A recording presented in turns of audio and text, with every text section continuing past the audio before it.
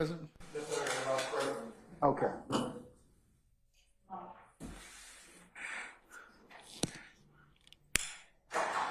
Any business I need to take up before I call for our jurors? Your Honor, our first witness perhaps needs to be brought out. I'll let the court direct us. She is going to be brought out as opposed to walking in from in the back. Okay. So will the court have us to bring her in after she's called? How is she dressed? In the attire provided to her by the state. Okay. Your choice. If you like, we can bring her out right now and have her sit if she's wearing that, or... Sir.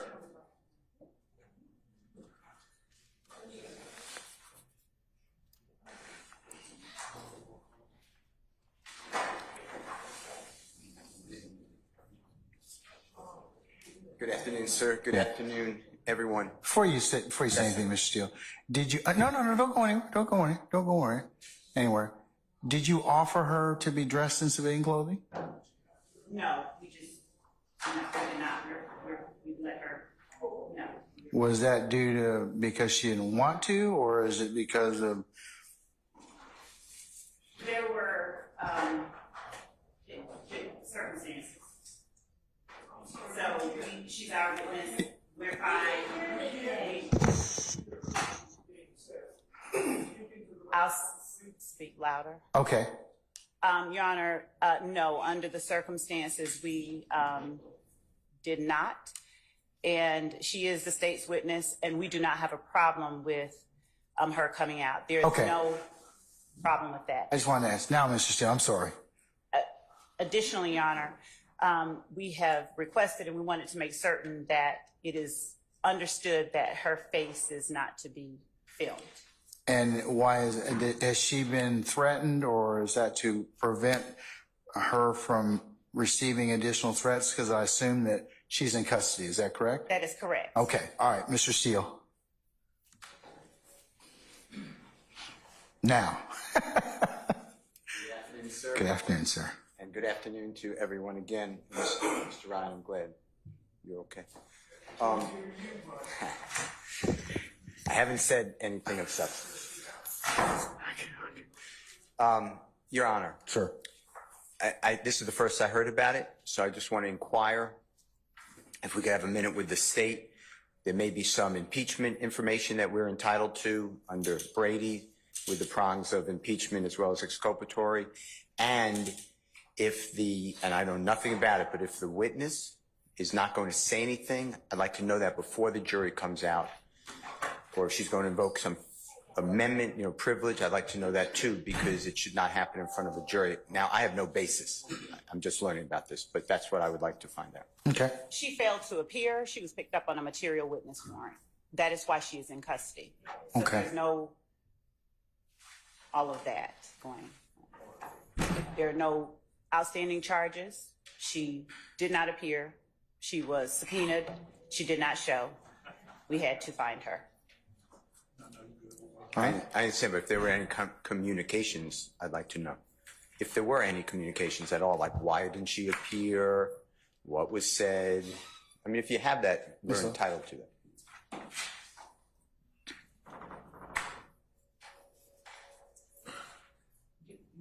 No. You can certainly, for the benefit of all counsel, indicate any conversations that you may have had with a witness prior, which caused you to, that would be, I guess, responsive to Mr. Steele's inquiry. Okay. Your Honor, the witness has indicated from the beginning that she did not want to testify. When I met with her late last year with Chief Investigator Randolph with our office, we spoke, and she emphatically indicated she did not want to be involved. We told her that we had to, this is what we have to do. She indicated that Mr. Anderson, who is her child's father, was the way that she said initially, she started off with, I blocked everything out from then. I blocked everything out. And I said, okay, you know, let me just start off with the fact that I'm sorry that all of this has happened to you. And then she said, I've been in a bad place. I went to prison. I learned my mother was sick, terminally ill while I was in prison. The year after I was released from prison, my mother died the day after my birthday. And there have been times when I didn't want to go on, but I have these 3 boys, so I have to go on. We talked about herself, her family. She indicated that when I spoke with her and said, you know, let me just say, I asked her whether anyone ever contacted her after following the 2013 robbery by the defendant Williams and Mr. Murphy. She said no one had ever spoken with her, that we were the first ones that spoke with her about that. She said, I said to her, well, I suppose, and I was remembering differently than what the report read. I said, I suppose that's because the officer said that they called you and apologized and gave you your stuff back. She said, what officer said that? When did they give me my stuff back? I said, this is what I think I remember from the report. We had it seemed amicable kind of interaction. She agreed to meet with us again as time went on, if we needed to, when we needed to. Later, as it grew closer to the time that she needed to appear in court, she came here for court. Earlier this year, I went outside to talk with her again. I had reached out to her by various means between that time and the time I first met with her. When I sat down to talk with her, she said, I want to take my life, essentially. And I asked her, you know, what had happened, why? She said, you're making me feel that way. So I left. I walked away from her and called in an advocate, and our lieutenants, our investigators were called. They then called an ambulance. She indicated that she did not need an ambulance. After needing her the next time, most recently, we were trying to reach her to appear on March the 26th. We reached out to her several times. She did not appear on March the 26th. One of our lieutenants reached out and said, we don't want to have to get a material witness warrant for you, but, you know, you have to answer our calls. We then came to, we secured a material witness warrant. In the meantime, after that had been secured, she texted our office and said that she was in the hospital, but we had eyes on her home. Her car didn't leave the driveway. So officers went into her home, went to her home and executed a material witness warrant for her arrest on yesterday. She was taken into custody yesterday. She was not happy. And as a result of that, Your Honor, I also wanted to bring to the court's attention, as far as what she will say when she comes in here, there is no privilege to be invoked. So I know she does not want to be in jail. She has made, I'll call them savory comments as to what can be done to her. She's not a fan of our office, and that's where we are. Additionally, Your Honor, as a result of all of those facts, I wanted to just point out, I don't know if she's going to be cooperative. I don't know if she's going to be hostile, but I've printed out for the court's consideration and copies for counsel of questions. I may have to ask her questions that are closed-ended. They will be maybe one-word answers or closed-ended questions, those have tended to garner objections. But I just have case law that says a question that requires a yes or no answer is not a leading question.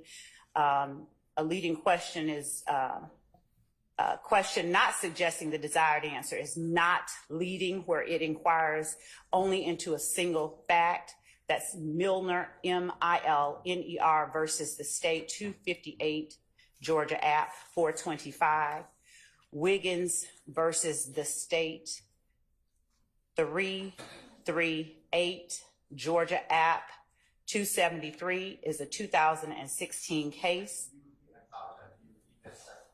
The Wiggins is 338 Georgia App 273, which states a question is not open to the objection that it is leading when it does not suggest the answer desired. So the court found that questions such as, now, would she actually hold your hand during this time? And now, did he ever get his private part inside your vagina? That they did not suggest the answer desired. That the questions, in fact, did inquire into only a single fact, but because they did not suggest the answer desired, the questions were not leading. The court also cited cases wherein the question, was any money demanded of you, was argued as leading by an appellant. The court said that was not a leading question. And allowing a prosecutor to ask a 14-year-old witness, did you see the defendant with a gun, was also not a leading question. And as to that issue, the last case that the state has for the court's consideration is Burden, that's B-U-R-D-E-N versus the state, 332 Georgia App at 811. That's a 2015 case, which also says a question is not open to the objection that it is leading when it does not suggest the answer, but only inquires into a single fact. They cited Milner for that assertion on the court's part. So, Your Honor, I do anticipate asking closed-ended questions as opposed to more open-ended questions.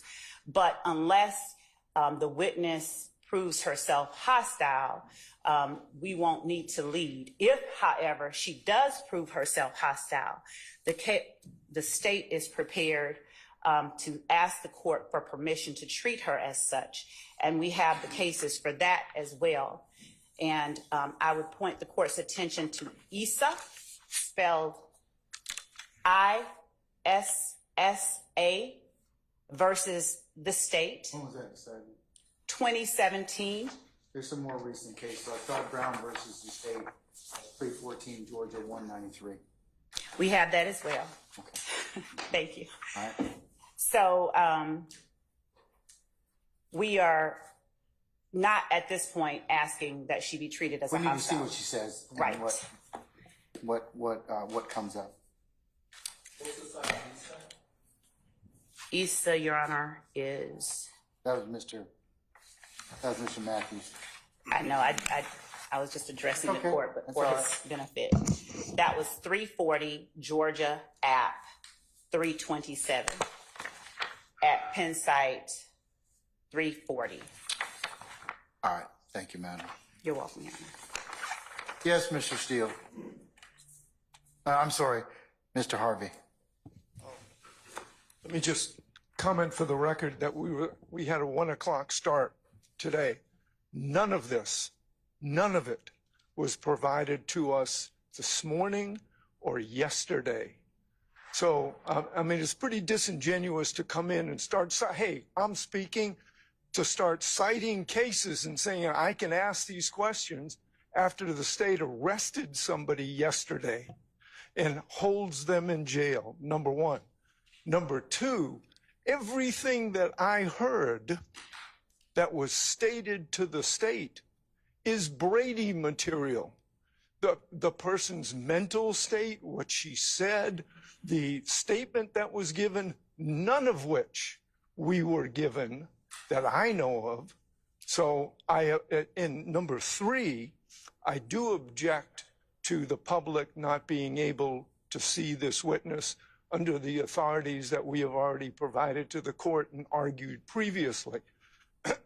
So number 1, I don't think this witness should be shielded from the public. We have been provided with nothing to verify that she is in any particular danger that would overcome the Sixth Amendment openness provision of this particular trial. Number 2, I would like that Brady material and a chance to digest that with my co-counsel prior to this witness testifying. So I object on all of those bases. Your Honor, if I may respond briefly to the assertion by Mr. Harvey that not showing her face on camera is a violation of their Sixth Amendment rights. This court has made these proceedings open to the public. The court streams these proceedings via Zoom down to another courtroom in this courthouse for anyone who chooses to see it. Anyone who desires to do so can come inside the courtroom by permission of the court, if the court allows, and can go into that other room. What the defendants do not have is the right to dictate where media, who is filming for the rest of the world, places its camera. The camera has been focused on defendants at various times, solely focused on defendants at various times during these proceedings. They have absolutely no right to dictate where the camera is pointed, and certainly not to tell this court what to allow or not to allow to be filmed in this courtroom. Also, Your Honor, on February the 6th, 2024, Mr. Uhelski provided to this honorable court and co-counsel as well as the media proposed orders on the state's limitation for reporting, and indicated in that email that entry of the proposed order would not implicate, let alone infringe, any defendant's Sixth Amendment right. No constitutional provision guarantees a right to televise trials. The public trial guarantee of the Sixth Amendment, which reflects a concept fundamental to the administration of justice in this country, certainly does not require that television even be admitted into the courtroom. A public trial implies only that the court must be open to those who wish to come, sit in the available seats, conduct themselves with decorum, and observe the trial process. It does not give anyone a concomitant right to photograph, record, broadcast, or otherwise transmit the trial proceedings to those members of the public not present. That is Estes versus Texas, 381 U.S. 532 at Penn site 588 through 589. So, Your Honor, one, as it relates to an asserted Sixth Amendment right to have any witness have their face broadcast all over the world, there is no such right. And number 2, I disagree wholeheartedly with Mr. Harvey. We have provided this witness's name, information. Mr. Harvey has not made any indication whether he sought to speak with her.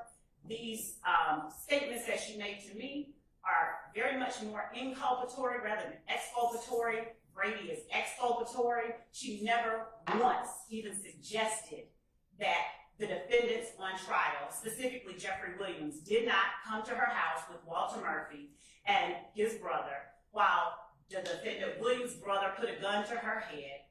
She said that I asked her whether or not the defendant Williams and her child's father, before this point in time, whether they were actually friends, whether they had been hanging out. She said yes. But she said, you know, she did not want to be involved in this. She is just like every other witness. There is no recording that we have received from this witness that we are obligated to turn over. The fact that we are having her brought out in handcuffs that I'm announcing to the court after her arrest yesterday, as well as counsel for the defendants, that this is the case, and just goes against, flies in the face of the assertion that there's something being withheld from the defendants. All right. Anything else, Mr. Harvey, before I allow some of your other colleagues to? Yes, I think the court has been provided with a number of authorities that defendants have a Sixth Amendment right to an open in public trial. That's not even debatable at this particular point in our jurisdiction. Well, our cameras are in the courtroom at this point in time. The question is safety of the witness and the like. Nothing, not a thing. Well, I disagree with Mr. Harvey, so I'm going to overrule your objection. Do you have anything else, sir? All right, well, for the record, I have not heard one factual basis, not a scintilla of evidence or a proffer that this person has been threatened or is in danger in any way that would overcome Mr. Nichols and all these gentlemen's Sixth Amendment rights. Okay, sir. Thank you. Anything else? Two, impeachment evidence is Brady. Someone who says, I don't remember something now, that's impeachment. A person who Did you seek to interview the witness? You've had the witness's availability for almost 3 months. So you could have gone and interviewed the witness and gotten this particular evidence yourself. That has nothing to do with whether the state has an obligation, a constitutional obligation, to provide everybody with exculpatory impeachment or giglio material under the United States Constitution, under the Constitution of the state of Georgia, and the fact that they interviewed them, this person, and that material is useful for impeachment. That is and falls under Brady. And so we're entitled to it. And we're entitled to it before the 1 o'clock when the witness is about to get on the stand in a jail uniform, which is the fault of the state, not us. I don't think so, Mr. Harvey. That had the witness decided to just honor the subpoena, then a material witness warrant wouldn't be necessary. So that's a choice of the witness. Hold on. Let her finish, and then we'll go ahead. Your Honor, additionally, when she was taken into custody, as I told the court, the witness, when I spoke to her, told us that I made her want to end herself. She accused us of harassing her, harassing her. So there's that. All right. Can I speak just briefly? Yes, absolutely.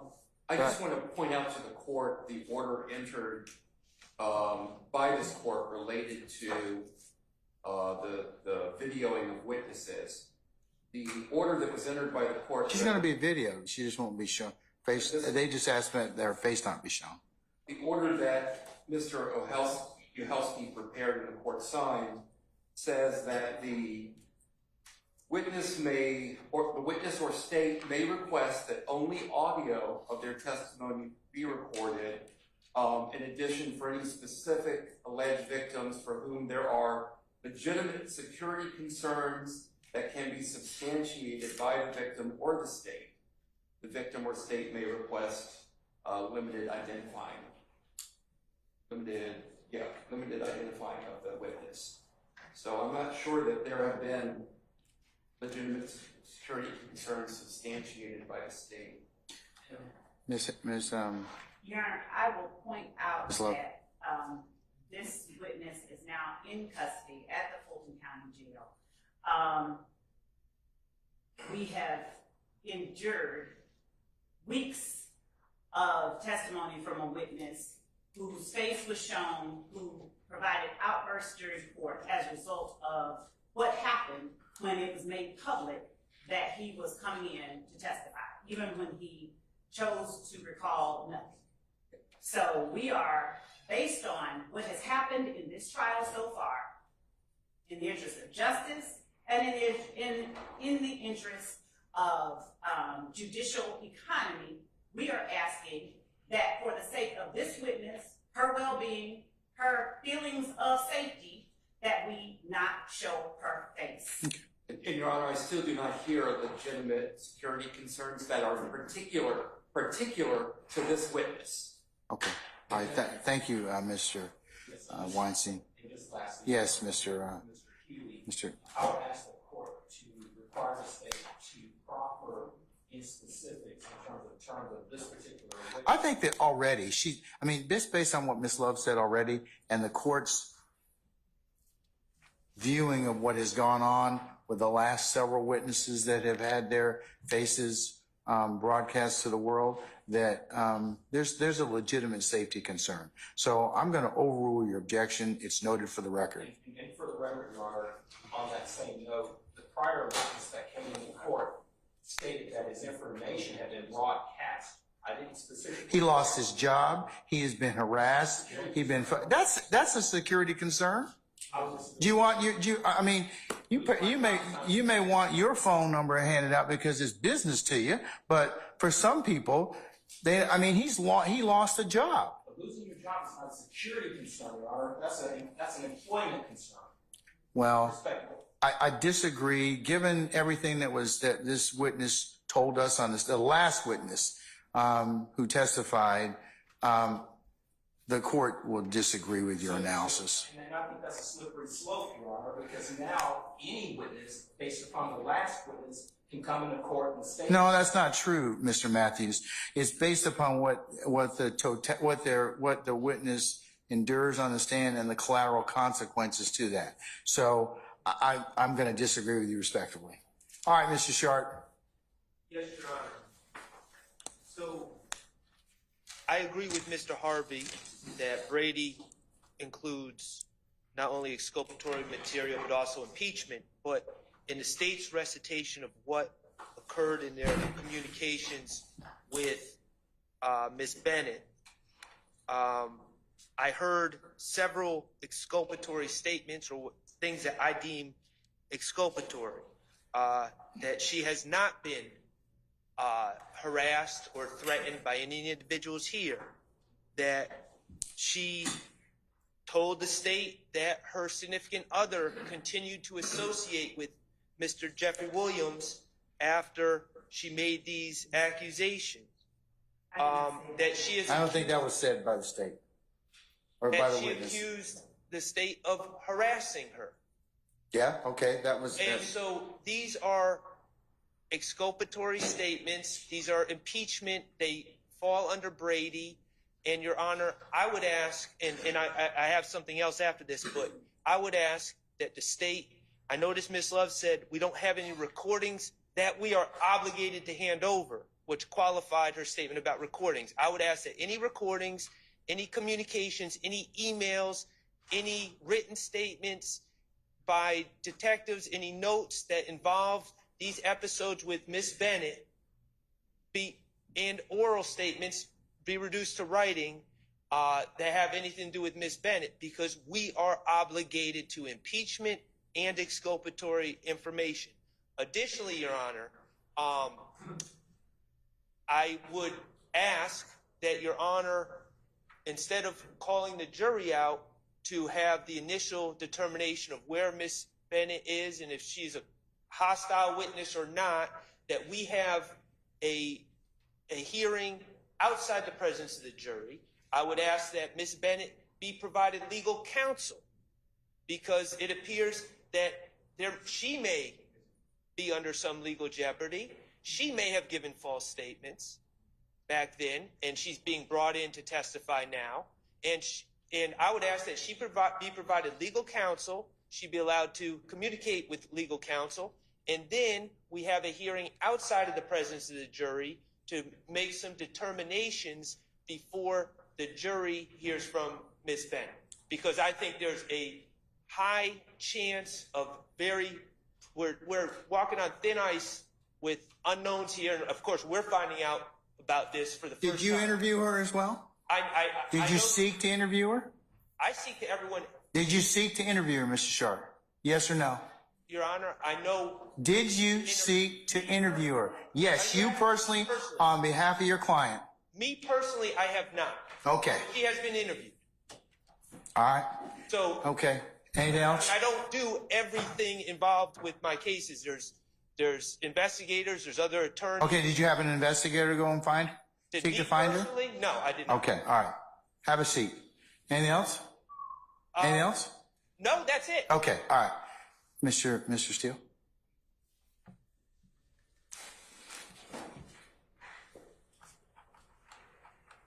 Thank you, Your Honor. I just would like you to consider this as well. So when I researched, I heard the former witness, Mr. Bean, his answer was consistently, I don't recall. Something that I don't remember, I don't recall. Among other things. That's pretty much, my memory was, I don't remember. Okay, among other things. Yeah, I would concur that was a lot of what he said. So I researched that to determine whether this is I understand hearsay, if a person doesn't recall, then you lay a foundation and you get in the prior inconsistent statement because, you know, whatever they said or prior statement. But under Confrontation Clause, it seemed to me, there's not all that much on it that I could find, but that the federal courts and Georgia, one case in Georgia, has said that I don't recall, the person's not shutting down, so that satisfies the Confrontation Clause, but constitutional. So statutory is protected because I don't recall lots of cases say you can impeach with the prior statement to lay a foundation, and then the Confrontation Clause under the Georgia Constitution and the federal Constitution may, I don't want to concede it, but that's why I didn't object.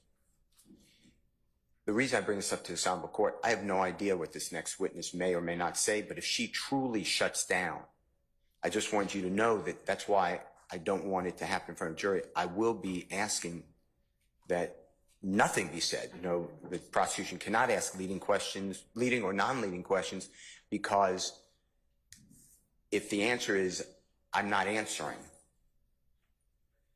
then it's a Confrontation Clause violation. That's why I want to bring it to your court. But when I heard this, that you know, it progressed, but she's in custody. I knew something happened. That's why I asked Brady. We heard that then, and then depending upon what she says, I just want to alert you, Your Honor, that there may be a Confrontation Clause violation, which, of course, you know, you asked us to tell you, which has to be harmless beyond a reasonable doubt. So it's the highest standard except for structural error. So I'm just letting you know, I have no idea what she's going to say, but it might be best practice to just ask her outside the presence of a jury, what's your intention? And if she says, I'm not here, I'm not talking with anybody, it's a dangerous thing to put in front of a jury. I'm just doing what you told me to do. So I'm making that Confrontation Clause argument now. I know it's not right because I have no clue. She might testify. But if she doesn't, I'm just letting you know that, you know, I'm going to be asking to approach and move for mistrial and strike. Your Honor, I would ask Mr. Steele too, if there is case law that even suggests what he is saying, that he provide us with the cites, because my reading of the law is entirely contrary to the notion that he is proposing to the court, that what happened with Adrian Bean implicates confrontation rights. So I would also ask the court to inquire of Mr. Steele if he has any recordings of this next witness, if he had an opportunity to interview her, and what she told her, what this witness told Mr. Steele or any representative for Mr. Steele, since he is asking the court, because I don't know what strategy there is. I don't know if it has ever been, and I'm not suggesting that he did it. I don't know if someone told her, just don't say anything. I don't know, but I certainly would ask that the court not bring her in here outside the presence of the jury and ask her these questions and provide her an avenue. She has already indicated that she does not want to be here. For us to have to get a material witness warrant She's a for her. reluctant witness. Does she Right. have any type of criminal charges or anything that would? She does not have her case happened in 2011, and she was sentenced as a first offender in 2014, I believe. And then that was in another jurisdiction. And then that was revoked when she got charges in Fulton. And all of that information has been turned over upon an open records request by Mr. Steele. So she was under sentence in 20. She was sentenced here in Fulton after she was revoked on the Clayton County charge. She is out of prison for that, and there are no pending charges against her. There's nothing, she doesn't have charges. Also, Your Honor, according to Allison, Allison versus the state 356 Georgia app, 256 at 258 through 261, the Court of Appeals has said in 2020 that a witness's inability or unwillingness to recall specifics in their testimony does not make them unavailable as a witness for purposes of hearsay and confrontation clause objections.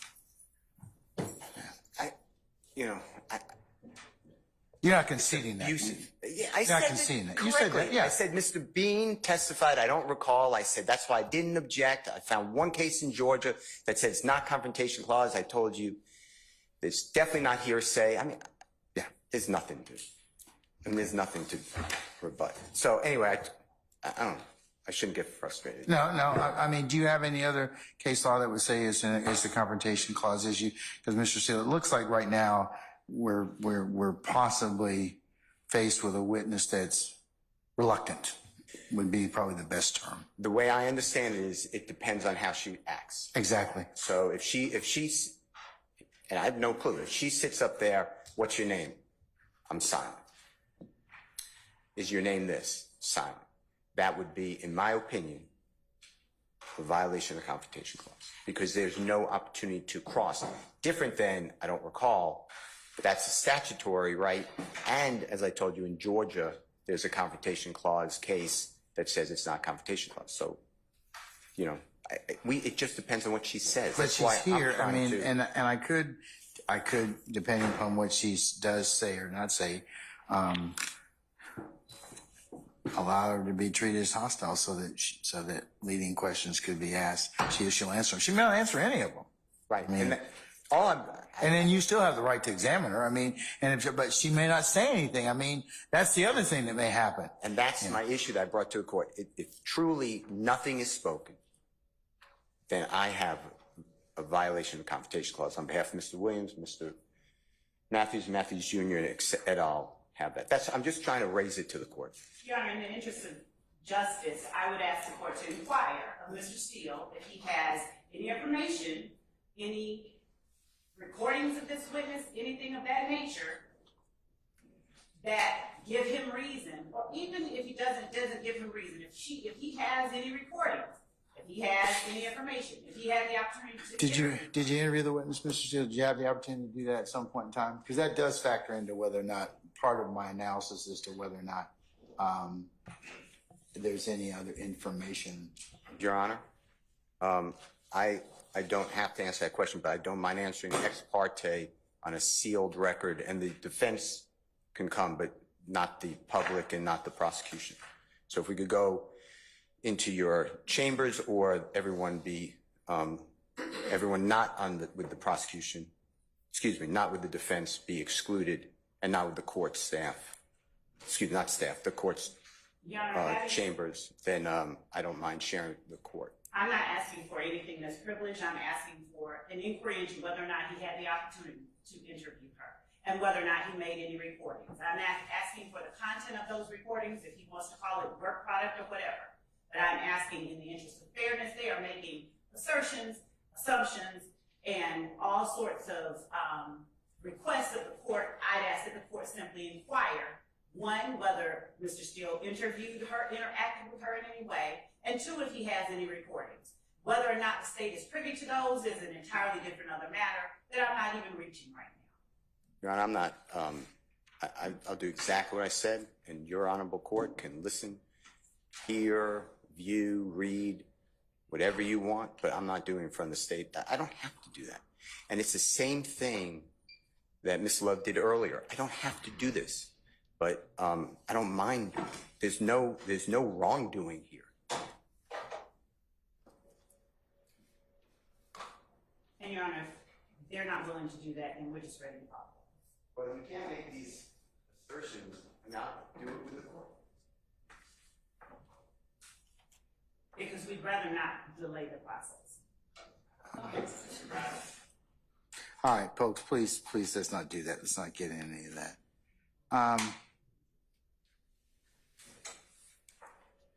All right, give me a second, please. Your Honor, may I just step out to the bathroom? Yes.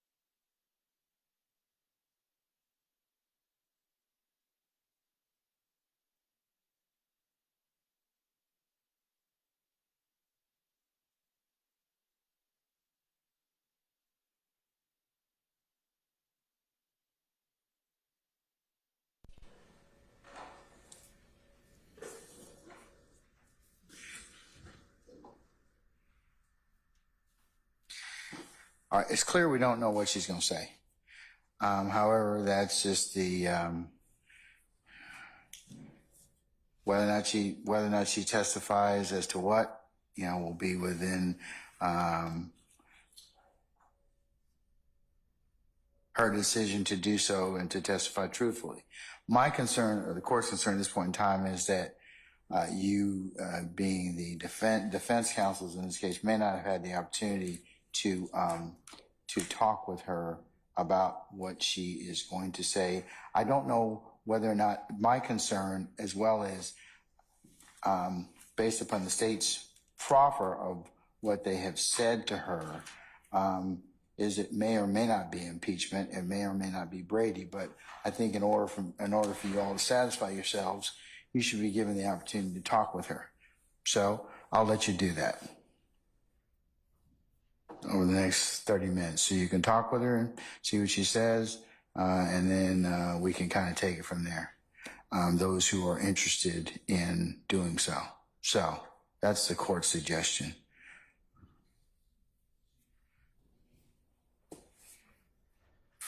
So I'm going to be in recess. Your Honor, I want to make sure she's sufficiently separated from the defendants. I know that she's going to come out over there, but I would ask. I'll let Sergeant Ingram and his colleagues facilitate that issue. Okay? Won't worry about that. I'll let him and his team resolve that. Okay? Thank you. Then, based upon what she tells you or doesn't tell you, I'll fashion or consider other things.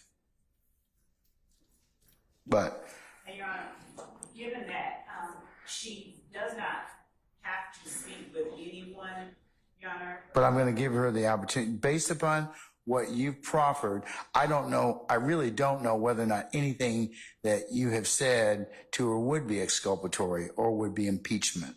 But I'm going to let them decide whether or not they want to inquire about that, because impeachment can be Brady. So, but I don't know. We don't have a good handle on what she's going to say. So I'm going to give them the opportunity to at least go ahead and do that. They've had the opportunity over the last 3 months. They've known who the witness is. They certainly, I believe that one counsel has probably interviewed her. And that might be Mr. Steele. The rest of them, I don't know whether or not they've done anything in that respect, but they have, and that's certainly something that they and their clients are going to have to take up. So based upon what you said, and just to make sure that there are not any, that they're authorized to determine whether or not, or anything that was said is of Brady or maybe of Brady, then I'll go ahead and do that this time. Yes, Your Honor. So, we'll be in recess about 30 minutes, see where we are. Sergeant Ingram, if you and your team will facilitate having a conversation with, is it Miss Beverly? Bennett, Miss Bennett. Okay? Yes, sir. All right? Okay. All right, so we'll be in recess for 30 minutes. And counsel, so those of you that wish to talk to Miss Bennett, you can do so in just a minute.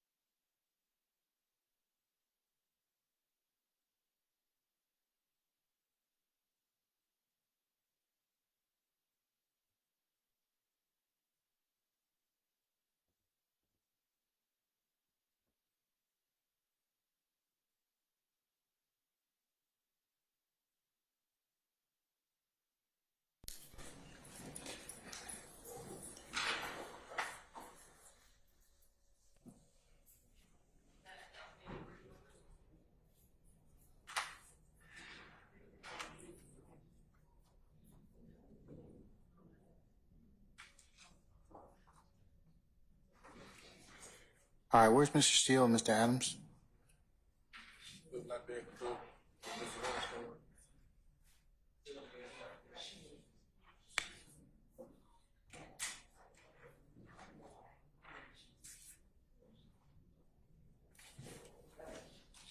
West. What's her name?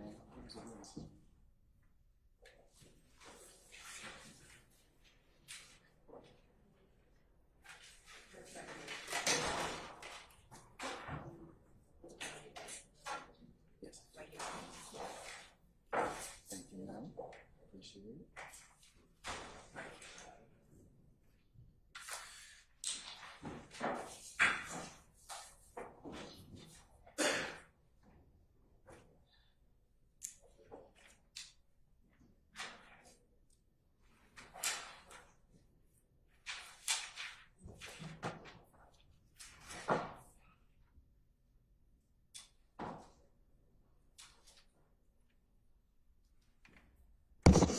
All right, starting right back, sir.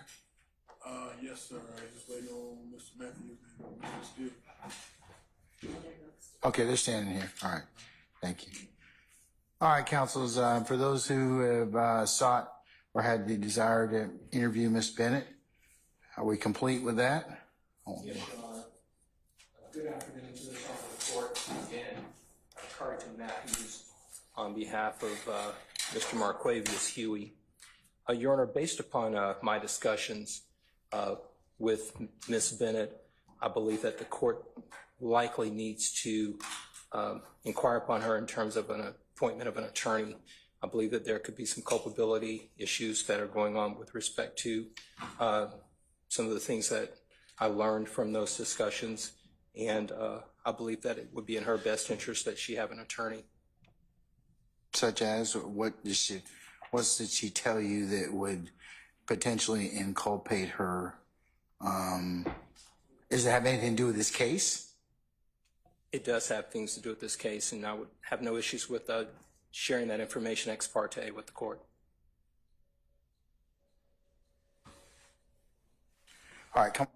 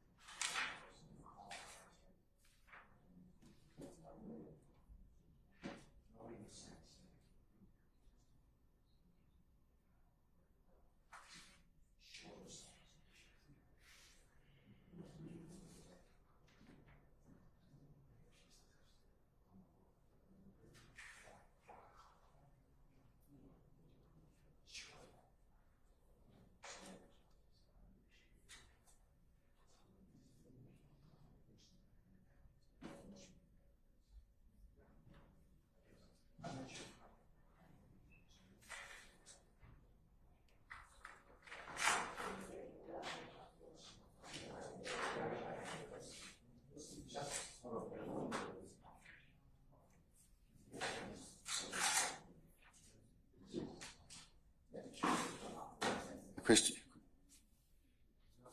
Hold on. Yes.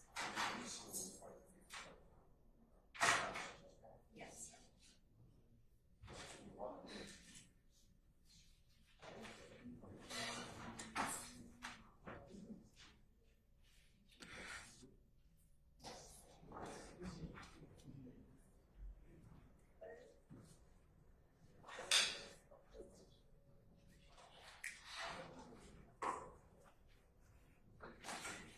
All right, counsels, if we could go ahead and take our seats. Sergeant Ingram, can you go ahead and summon our jurors for us, please? Oh, I need to rule upon one other thing. I am going, oh, where's? Okay, hold on one second. All right.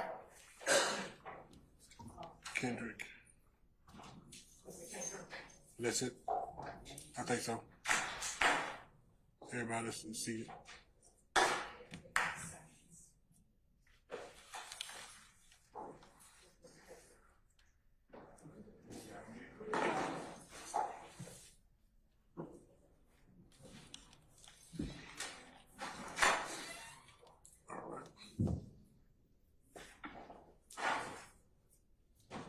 All right, Sergeant Ingram, were all our participants present, sir? Yes, sir. Okay.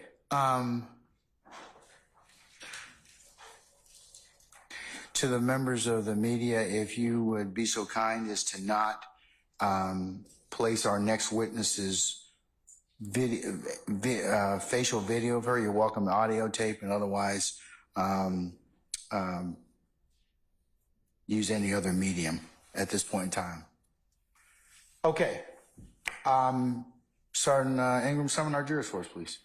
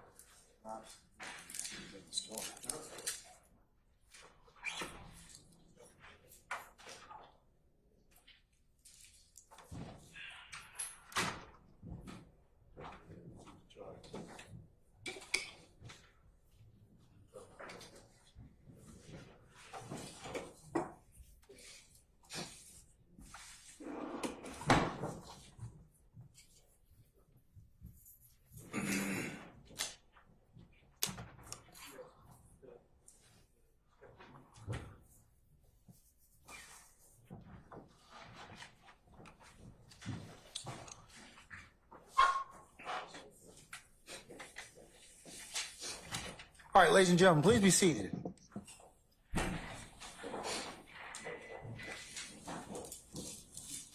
All right, Sergeant Ingram, all our participants. All right, thank you, sir.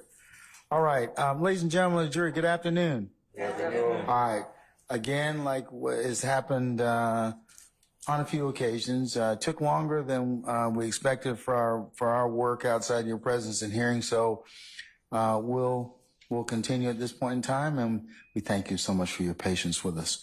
All right, State, call your next witness. The state calls Ms. Bennett to the stand. All right, summon Ms. Bennett, please.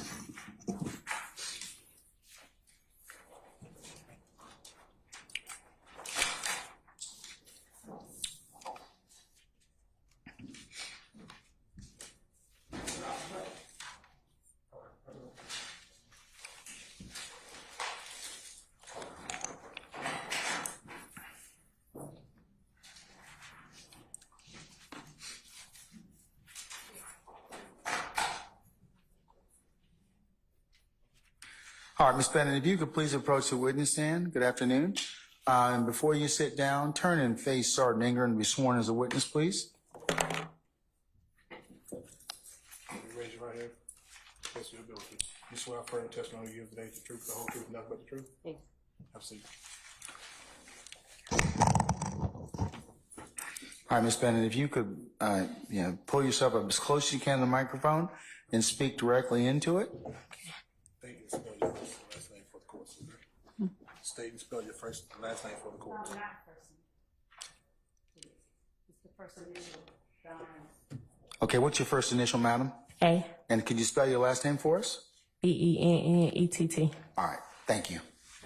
And Your Honor, with the court's permission, as long as it's been in promises that nothing will happen if you do so, we'd like to have the cuffs removed from her. Is that right? Yes. May we have the cuffs removed, please? Yes, ma'am.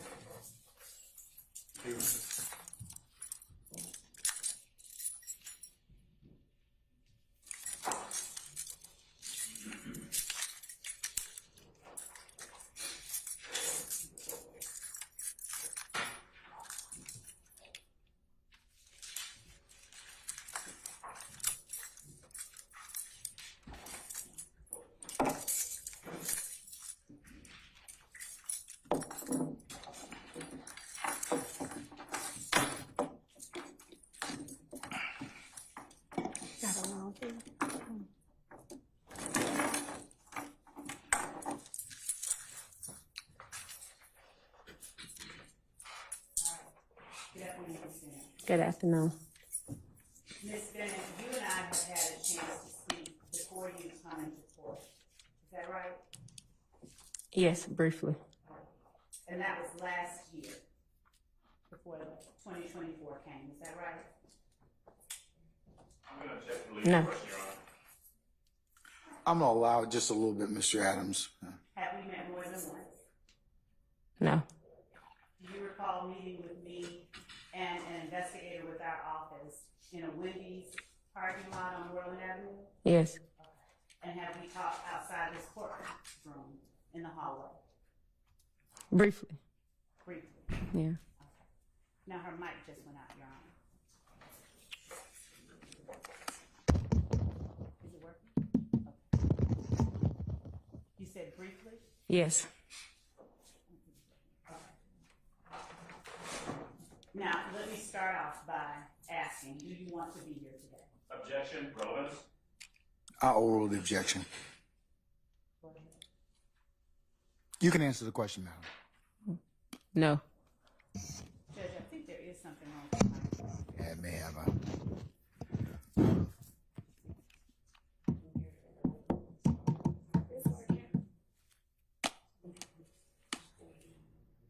Oh, it's going in and out. So.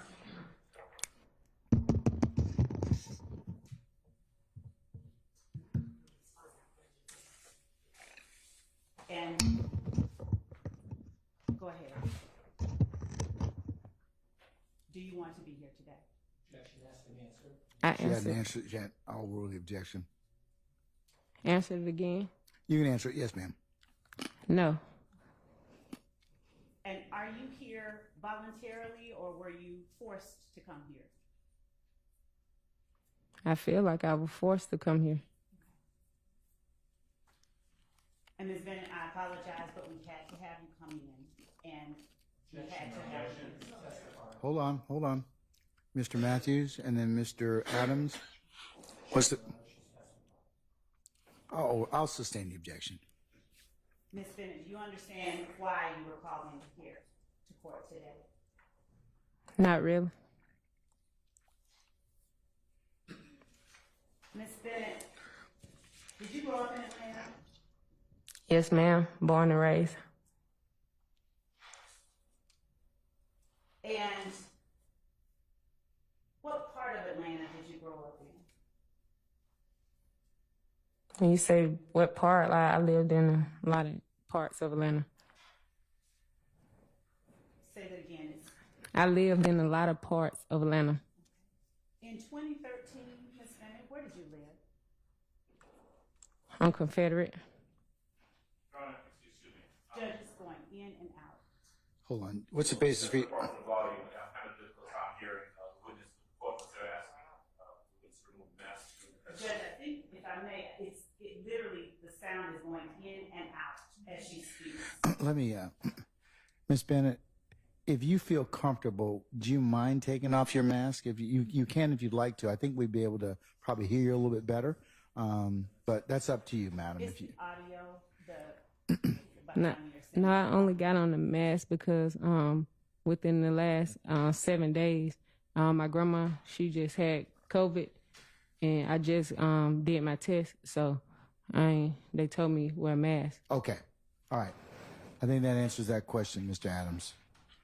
Judge, I think it's the audio. It literally keeps going in and out from where I'm standing. So, Ms. Bennett, if you you would talk loudly enough so that I could hear you without even having the microphone. Can you do that for me? I'm talking loud as I can. Independency, Miss.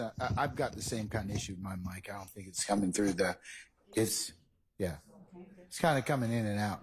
Let me make a phone call.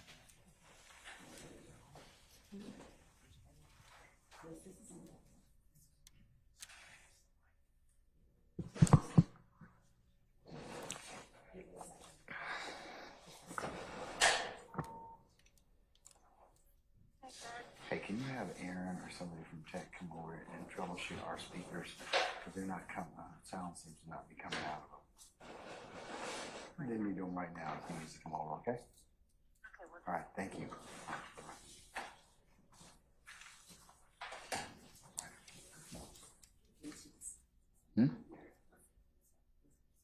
Yeah, I think it is.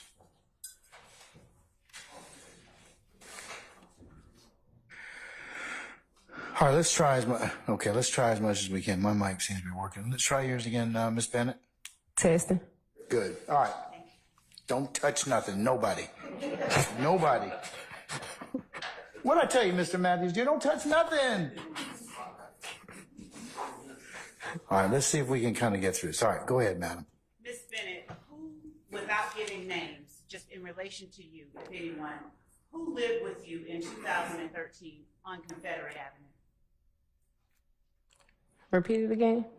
What relations, what relatives of yours live with you in 2013? Oh, my kids and my kid's father. How old were your kids in 2013?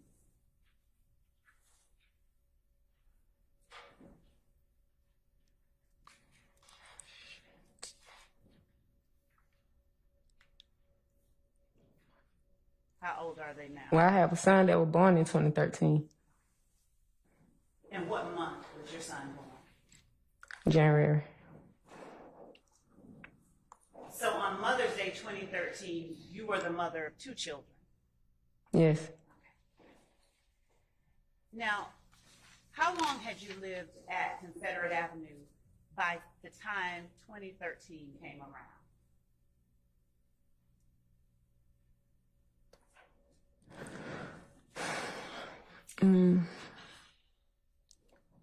I'm not sure.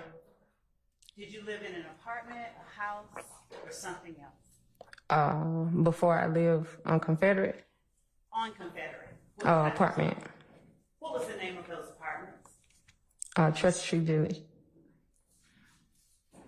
Ms. Bennett, I'm going to approach you and show you what has been marked as State's Exhibit 1 Alpha Alpha. Have you already shown that to defense counsel, madam? I have a copy for them. All right. They have been served previously. All right. Well, let them take a look at it before you approach the witness. Yes, Your Honor. Okay. And we did send to them the PowerPoint that has all of these exhibits in them.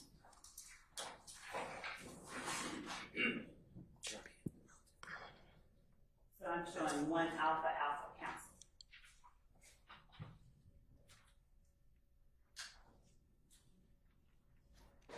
Your Honor, I will approach you for this information.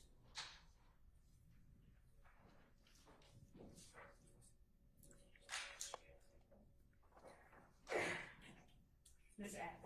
Yes. Yeah, you can keep that right. Gotcha. Okay. You may approach. Thank you. Ms. Bennett, I'm showing you what has been labeled as State's Exhibit 1 Alpha Alpha. Do you recognize those apartments that are pictured in State's Exhibit 1 Alpha Alpha?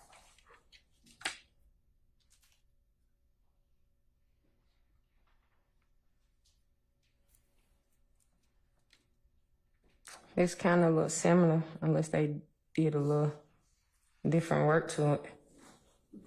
When you say this kind of looks similar, what do you mean? Like the layout of the building kind of looks similar. And now I'm going to show you what has been labeled as State's Exhibit 8 Alpha Alpha. Do you recognize State's Exhibit 8 Alpha Alpha?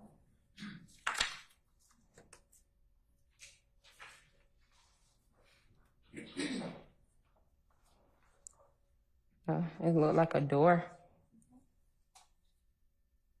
your testimony that you do not recognize it? No. That is not your testimony? I just know it looked like a door. Okay. Do you recognize State's Exhibit 13 Alpha Alpha?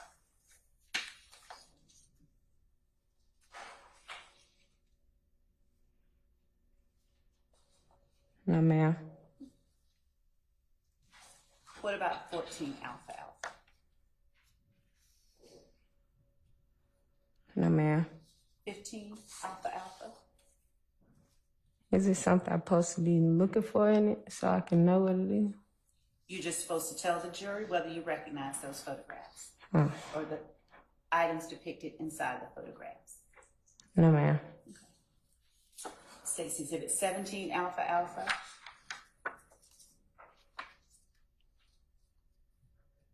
No, ma'am. State's Exhibit 20 Alpha Alpha.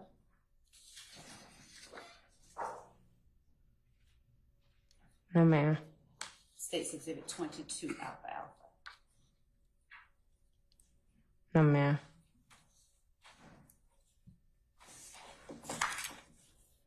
No, thank you. I'm going to take these back.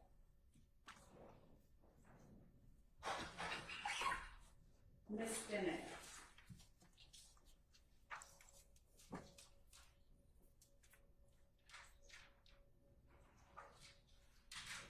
How old were you on Mother's Day of 2013? Let me just ask you this. What year were you born? 86. 86? And were you working during that time outside the home? I don't remember. Were your parents, was your mother alive in 2013?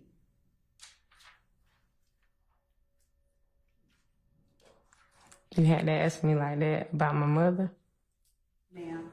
Why you say, was she alive? Like, Did you have Overruled, a sir. family? Did you have a family structure around you in 2013?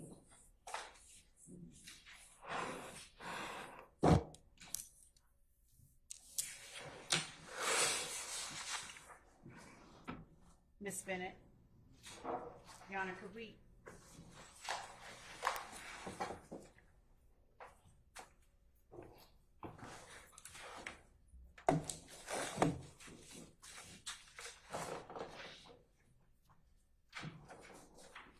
Ms. Bennett, I'm going to move away from that, and I'm going to talk to you a little bit about the first time that you and I met, okay?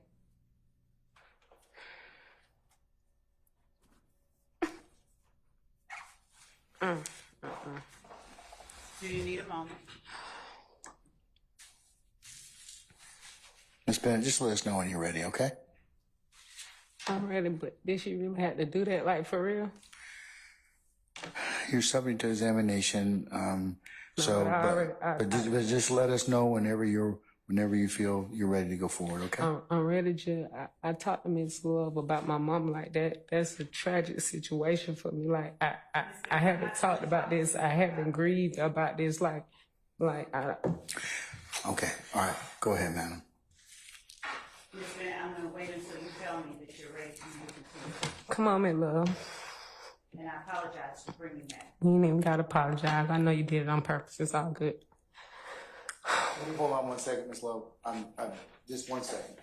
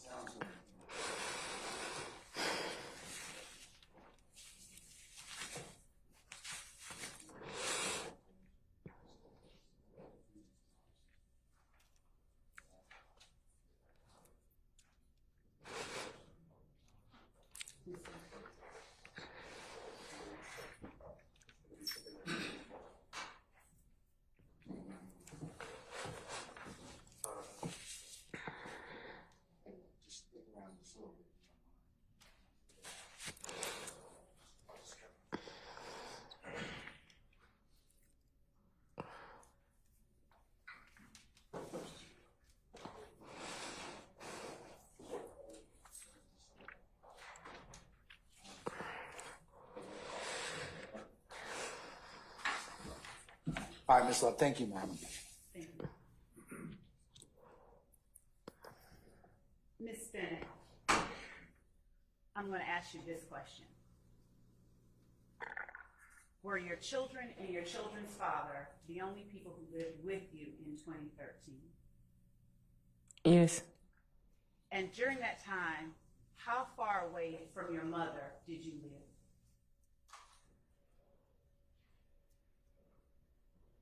Approximately about 12 minutes. Did you talk to her often? Every day. And on Mother's Day in 2013, did something happen to you that caused you to later make a report to the police? Not that I recall. You earlier said that, or referenced when you spoke to me, when you and I spoke the first time, did you tell me about some things that you had gone through? Yes. Did you tell me essentially that the state had let you down? Mr. Short, I'm gonna overrule your objection. Did you tell me essentially that the state had let you down in a number of ways? No, when I talked to you, that's like the first time I talked to the state. Right. And when you say the state, are you talking about the district attorney's office? Or unless you stating like me being locked up and stuff, and I told you that, yeah. Yes, ma'am. Yes. Yes. And you spoke to me, or did you speak to me about getting some tragic information while you were locked up? About when I was locked up? Yes. And did that cause you to have any feelings of resentment towards the state? Objection, Your Honor, leading. I'll overrule the objection, Mr. Matthews. I'll make it a continuing objection. Overrule, sir. You may answer. You repeat it? Did what happened to you have an effect on you and your feelings towards the state? Yes. How did they affect your feelings towards the state?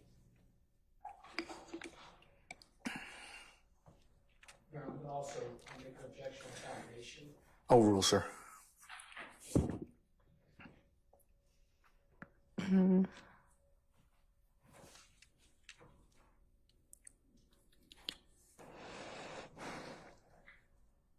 It just made me feel like, like they weren't trustworthy or something.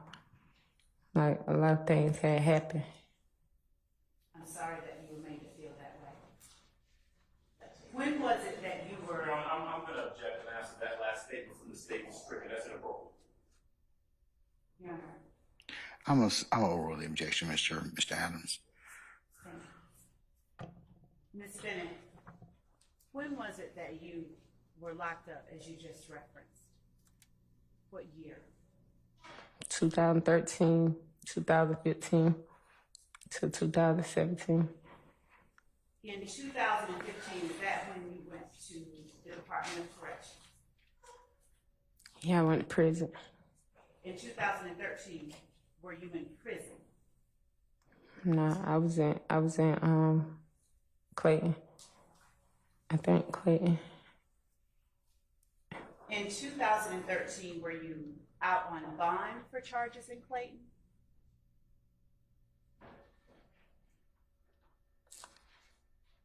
I can't remember if it was Clayton or Fulton.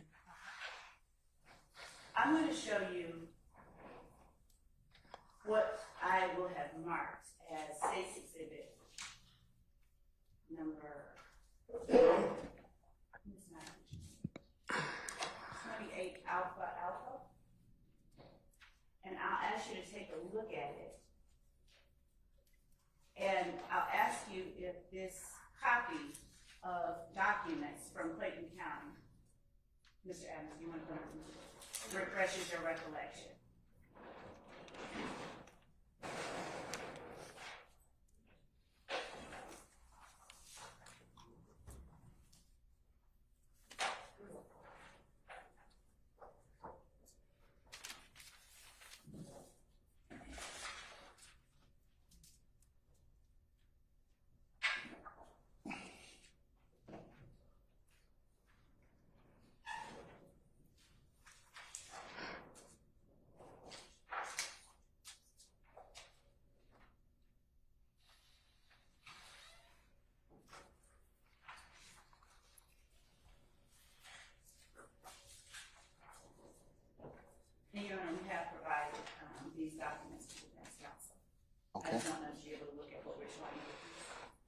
All right.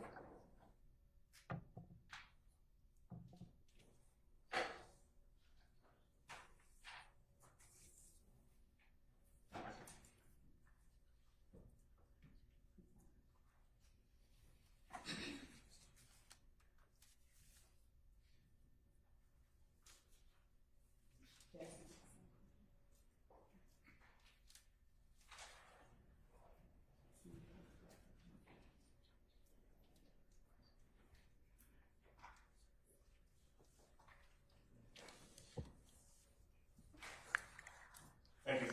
Oh, you're welcome. You may approach the witness, ma'am. Thank you, Judge. Ms. Bennett, I'm showing you a document from Clayton County that I've marked as State's Exhibit 28 Alpha Alpha. Would you look at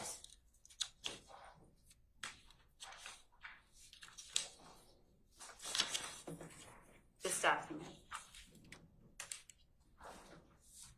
on the page that I've labeled, or that is labeled accusation, and then look at the counts. Tell me if... She can't, parties can't hear you, Ms. Love. Okay, thank you. Ms. Bennett, would you look at the document and tell me if it refreshes your memory as to whether or not your charges in 2013 were from Fulton or Clayton?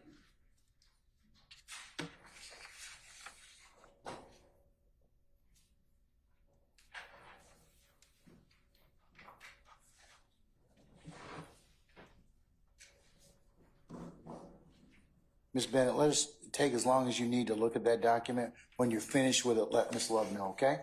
Okay.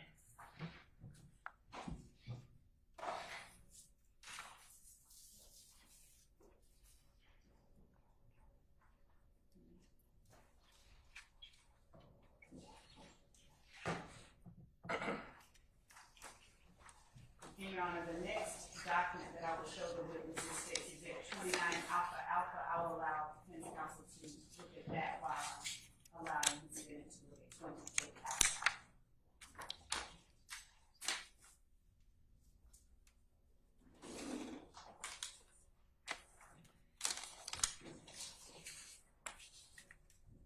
Yes, they say I was, Don't read it out loud. Just let me know if it kind of refreshes your memory about the charges you were facing in 2013. yes, Were the charges that you were facing in 2013 out of Clayton County or Fulton County? this right here is Clayton. And did those charges happen? In other words, did whatever it was that led to those charges, did that happen in 2011?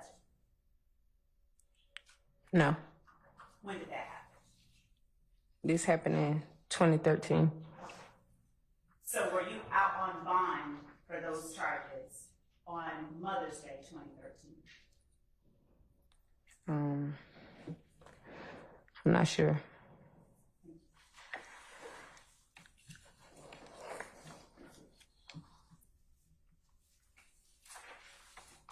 On May 12th, 2013, Mother's Day, did you own a firearm?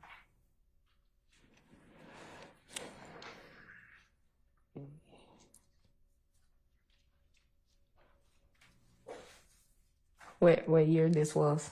2013. In 2013. Yeah, I think I owned it maybe 2 firearms. And what type of firearms did you own in 2013?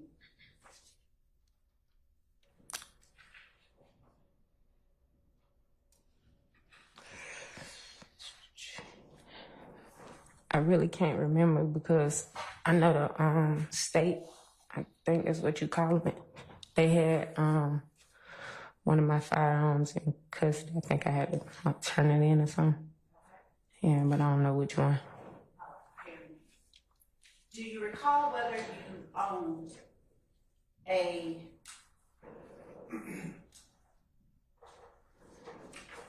Kel-Tec pistol in 2013?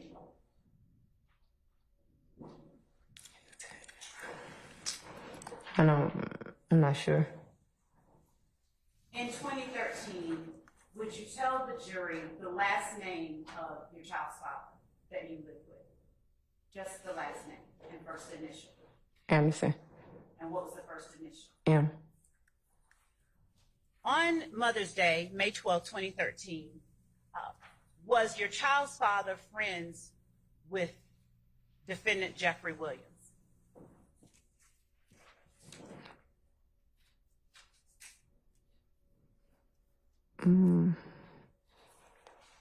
I'm not sure. Was they friends or not? Do you know who Jeffrey Williams is? Now I do. What do you call him? Thug. What did you call him in 2013? Thug. Do you recall when we met that you told me that your child's father was friends with Jeffrey Williams in 2013? No, I didn't tell you what year. I told you that they did a video together, but I didn't know what year they did it. Okay. And what video was it that they did together? I don't know. How do you know that they did a video together? Because I seen it. Were you there while it was made, or did you just see it on YouTube or something else? Mm-hmm. I seen it on YouTube. Okay. And do you recall what song or what it was that they talked about in the video? No.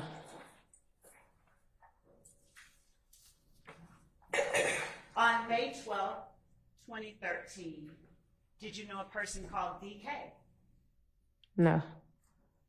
Did you report to the police on May 13, 2013, that you knew a person by the name of DK? No. Did you report to the police in 2013 on May 13th that you knew a person named Thug? No. Let me ask you this. You said you now know who Jeffrey Williams is. Are you afraid of Jeffrey Williams? No, I know who he is. Because y'all told me. Hold on, man. Hold on. All right.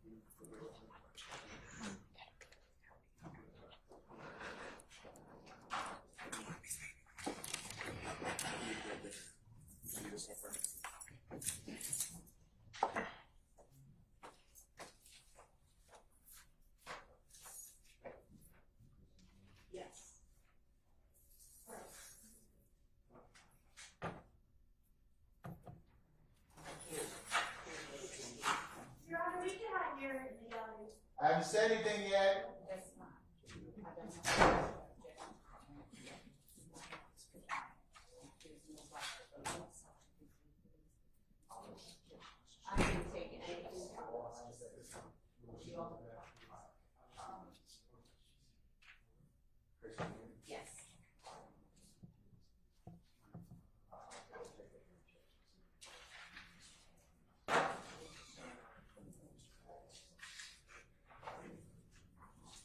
Your Honor, I'm sorry, I was supposed to be able to hear this. We can't hear.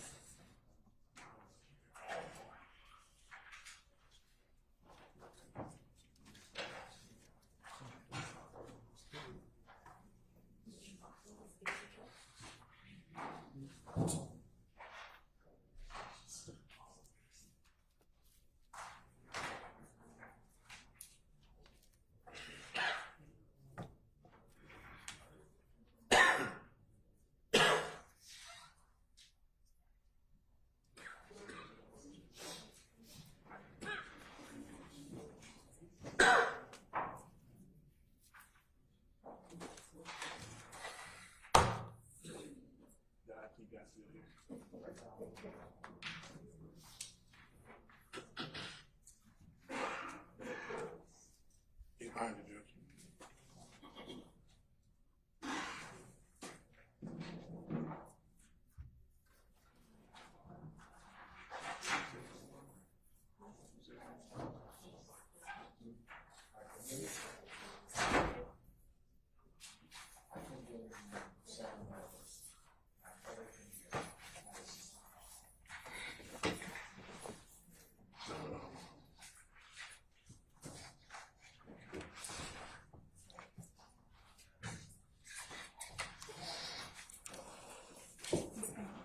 All this ain't doing this bench card, she gotta remain in the back, so go on.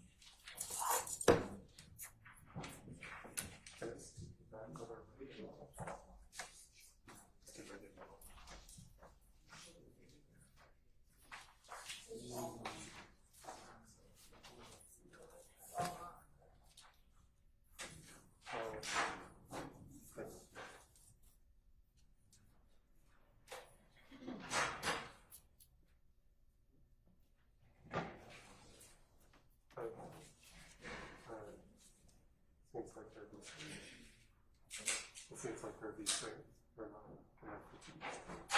How long am I doing the same thing, Judge? When you press the button, hold on a second. I just put them back in the box.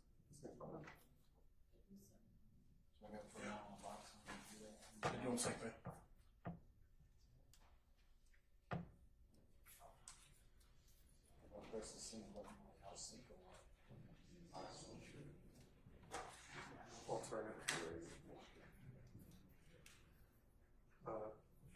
If you give me a minute, I can just make this. I'm gonna have to take this one. No.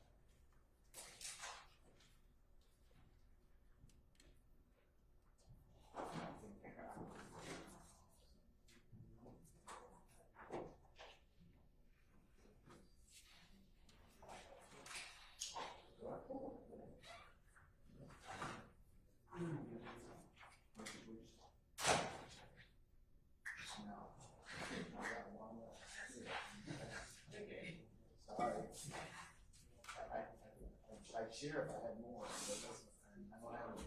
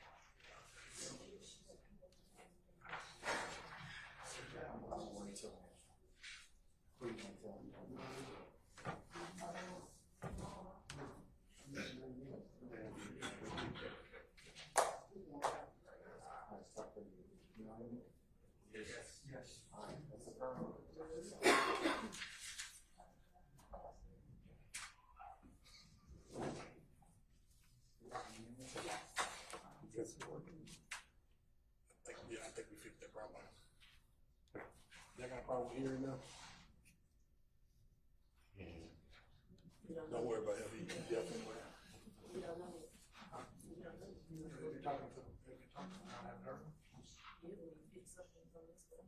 You know what it is, then we're not gonna talk about it. Yeah, we're good.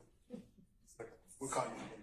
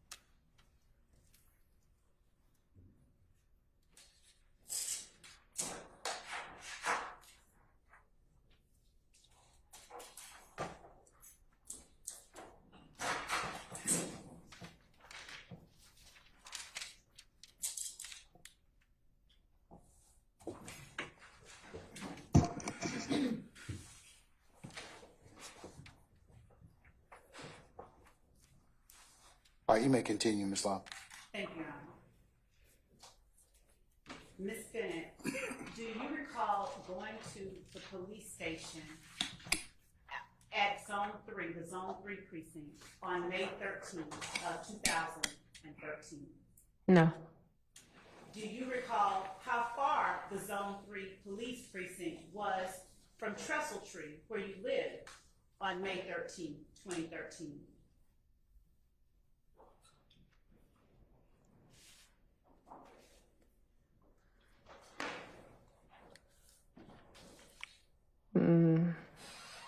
No, I'm not sure how many minutes. Say that for me. I'm not sure how many minutes it is away. Did you know where 10, it was? 12, something. 10 or 12 minutes away? Yeah. And is that on foot or in a car or something else? On foot, it's probably longer. Probably about a good 20-some minutes or something. Yeah. And how was it, or how is it that you're familiar with where the Zone 3 precinct is, or was in 2013?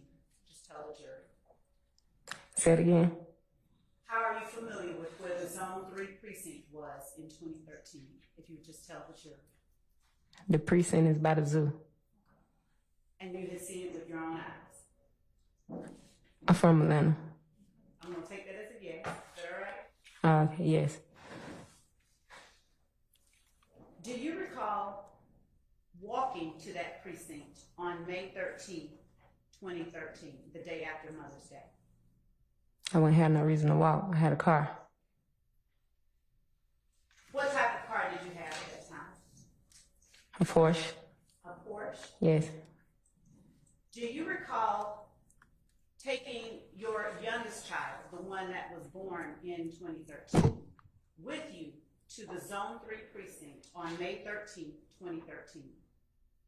No, but you asking me this, the same thing that I'm saying no to.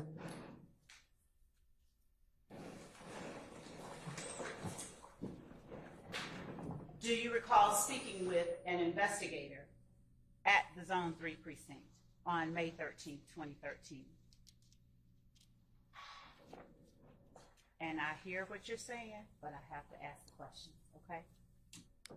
Well, I don't know how to answer the same thing over because you asking it in different ways, so I don't know. Your Honor, Ms. Bennett, I understand what you're saying, but I still have to ask you the question. No.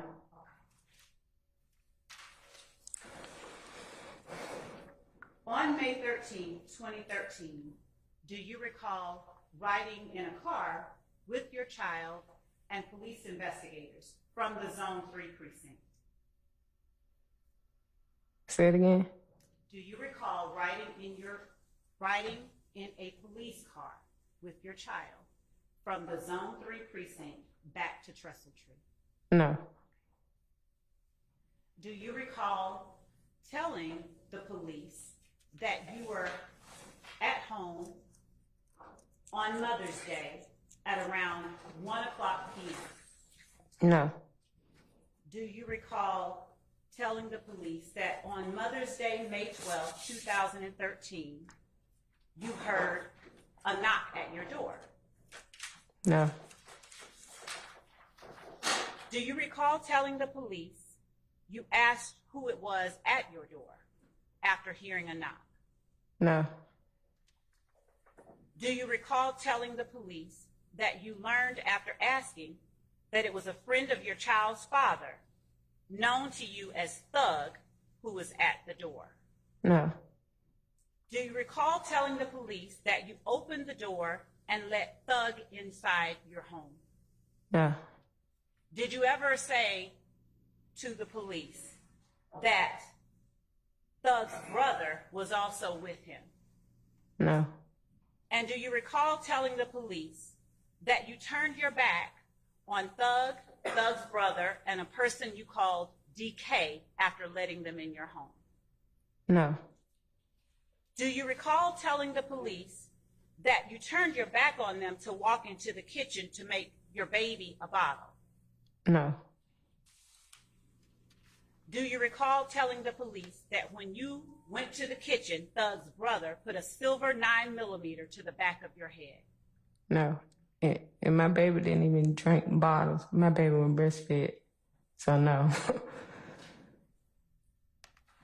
Did you tell the police that the two suspects, that Thug, his brother, and DK demanded money from you and your gun?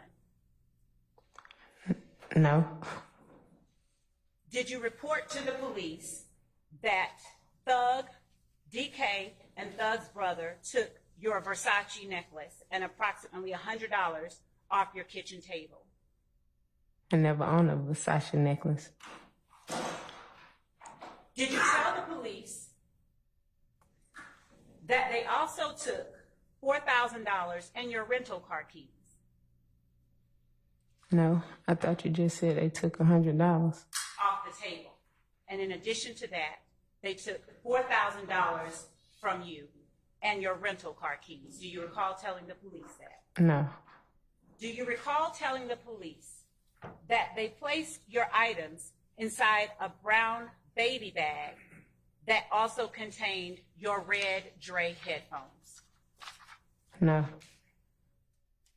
Did you tell the police that DK took your Keltec model PLR 16 223 pistol? No. Did you tell the police that before leaving your apartment, DK fired a shot from your own gun into your living room wall? No. Did you tell the police that you waited for a long time before leaving the apartment after that happened? No. Did you tell the police that you stayed in a hotel for the night after being robbed by Thug, his brother, and DK? No. Did you tell the police that a neighbor told you that... Objection to hearsay. Your Honor, we're not offering for the truth of the matter asserted. We're offering it for the impact on the listener, which was Ms. Bennett at the time. That's already been ruled upon, Judge. Your Honor, we are asking whether or not she told this to the police and whether she explained that as her reason for I'm delay. on to overrule the objection. I'm going to overrule the objection as to that, but this question is proper to be asked. Did you tell the police that a neighbor informed you that they had returned around 4 a.m. and shot up your apartment, and that is why you came a day later? No, it wouldn't make sense to come a day later if I was robbed. Did you tell the police that you only went to the police after talking with your mother, who convinced you to do so? No. Did you tell the police that the phone that was stolen from you was a HTC Boost mobile phone? I never owned a Boost mobile phone. Did you tell the police that the phone number of that telephone that was stolen was 404-734-7358? No, ma'am. The phone I have, I've been having the same number since, I think, 05 or 06. Did you tell the police that Thug, DK, and Thug's brother were answering your stolen cellular phone with that phone number? I don't think that'll make sense, no. Did you tell the police that all three, Thug, his brother, and DK, were out with your child's father the night before? No. Did you tell the police that they left the scene in a blue Dodge Challenger and a brown four-door, possibly a Nissan? No.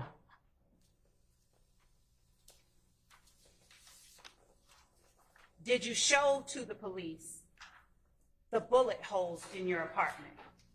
No. The police never came to my house. Did you tell the police that you reported the incident the next day because you were afraid and you know Thug, DK, and Thug's brother? No.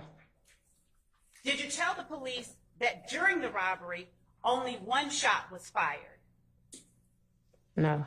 Did you tell the police that the one shot that was fired was into the living room wall behind your couch?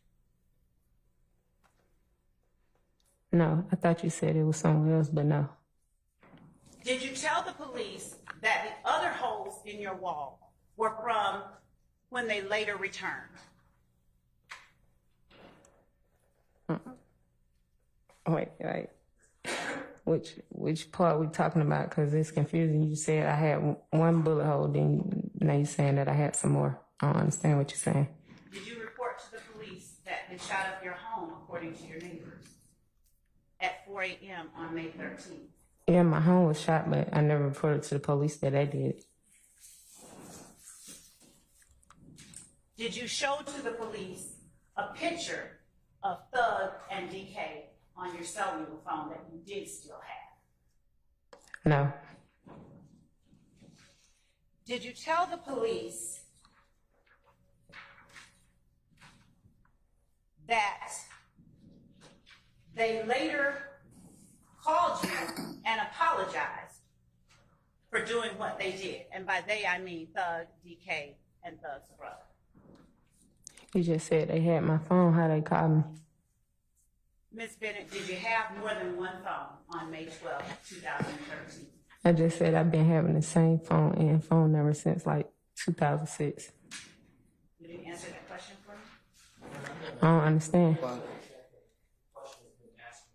I'm over the objection. Did you ever have? He said, did I ever have 2 cell phones? I said no already. Okay. Did you have a Metro PCS cell phone? Still have it. And well, y'all have it now. What does that Metro PCS cell phone look like? It's an iPhone. It's an iPhone? Yeah, ma'am. What iPhone? What type?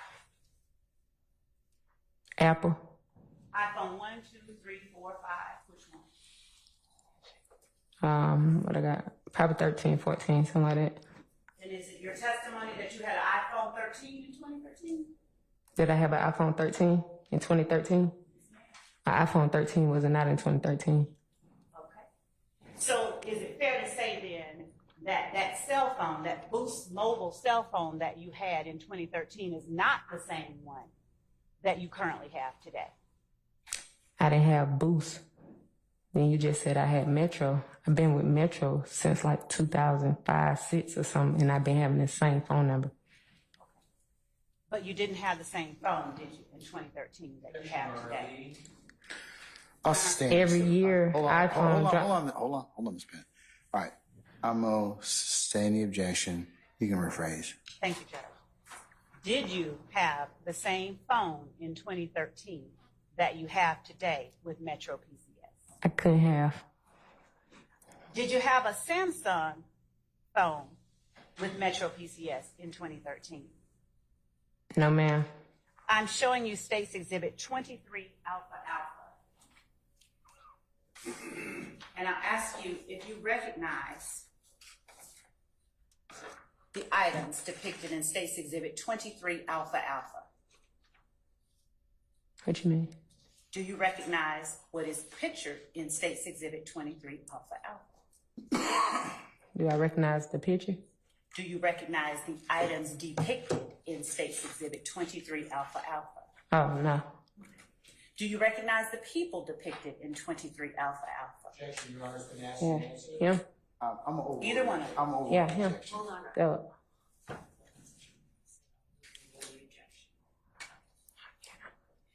And you're pointing to someone. You recognize one of the people in 23 Alpha Alpha? you just asked Hold on, Ms. Bennett. Let me rule upon the objection. I sustain this to form. You could just rephrase, madam. Yes, Your Honor. Do you recognize at least one of the people in State's Exhibit 23 Alpha Alpha? Yes. Which one? Thug. Who? Thug. Okay.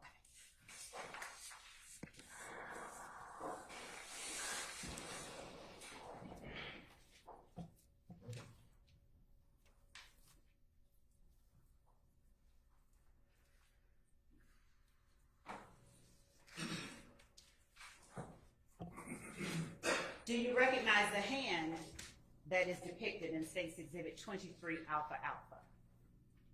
A hand? I'll show it to you. No.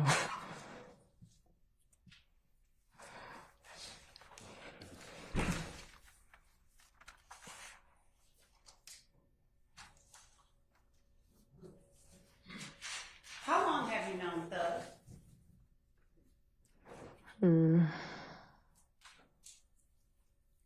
I'm not sure. Did you go to high school with him? No. Did you know him when you were in high school? I'm pretty sure I'm older than him. I didn't go to high school with him, so he couldn't be in high school with me. How old are you? I hate to ask a female, but how old are you? Would you please tell us your age? I told you when I was born. I know, but I need the record to reflect your words. How old are you now? I'm 37 now. And why are you so pretty sure that you're older than Thug? I'm just pretty sure I am. Why do you think that? I'll allow it. He Mr. seemed young. Matthews. He seemed younger than me. Now, you're nodding your head as you speak. What are you motioning towards when you said he seems younger than you? He seemed younger than me. Are you motioning towards anyone in particular? You just asked me about a person. I told you that person seems younger than me. Where is that person in the courtroom right now? He's sitting over there. What is he wearing? I don't know. I can't really see him like that. Somebody there in front of him. Who is he sitting next to? Describe the two people on either side of him. A man with a brown suit and a man with a gray suit. Is the man with the brown suit a black man? Bless you. Yeah, we talking about race now. Okay. And the one with the gray suit, is he wearing a red tie? Yes. Your Honor, with the record reflect that she has identified the defendant, Jeffrey Williams, as the It shall. person to whom she is referring. And Ms. Bennett, is that the same person that you're referring to as Thug? Yes.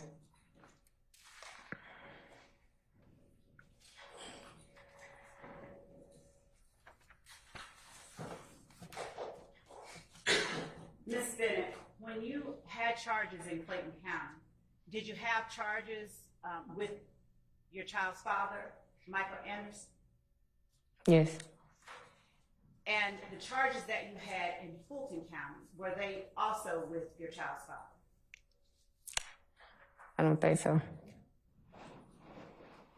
The charges that you had in Fulton County, are those the charges, or at least some of the charges that you said you went into the Department of Corrections for in 2017? No, I got out in 2017. I ain't going in 2017. I told you I went in 2015. Thank you for correcting me. It's okay. Are the charges in Fulton County the ones that you went to the Department of Corrections for in 2015? Nah, Clayton. Did you ever go to prison for the charges in Fulton County? I think it was both. So you went to prison for the charges in Fulton and in Clayton County when you went in 2015? I think so.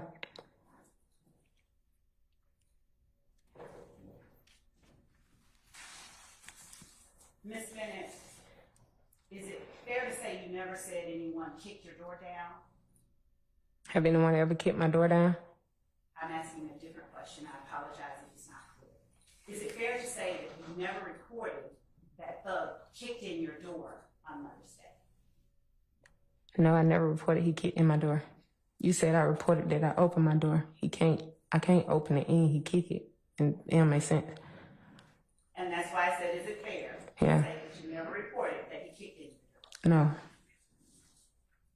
And is it fair to say that you never reported that you were shot on May 12, 2013? I never been shot. Unless y'all know something I don't know, because I ain't never been shot.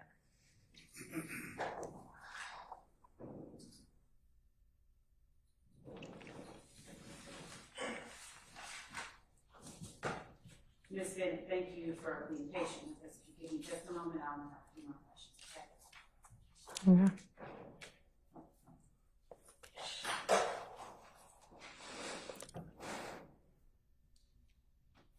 Now, Ms. Bennett, when you met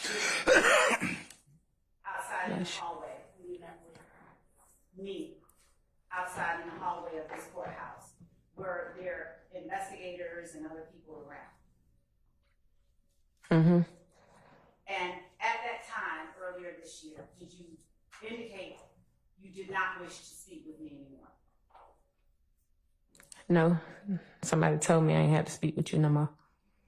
And who was it that told you that? Mr. Hamilton.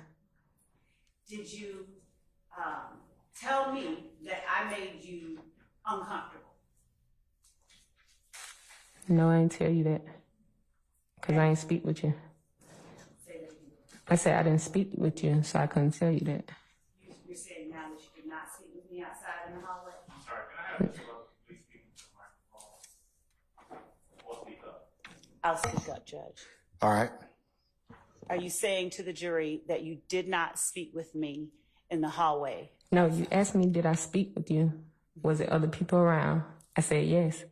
Then you said, did somebody ask you to not speak with you? I told you yes on that. Then you asked me, did I tell you? And I'm like, how am I tell you if I didn't speak with you?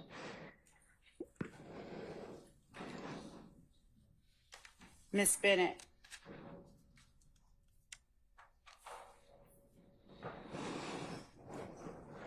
did you express at any point that I made you want to cause yourself harm?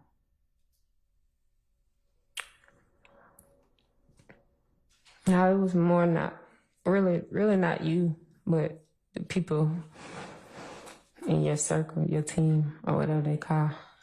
Because, like, yeah, I was really, like,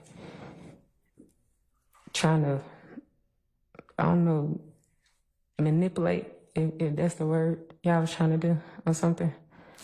What was it that I tried to manipulate? Like the situation.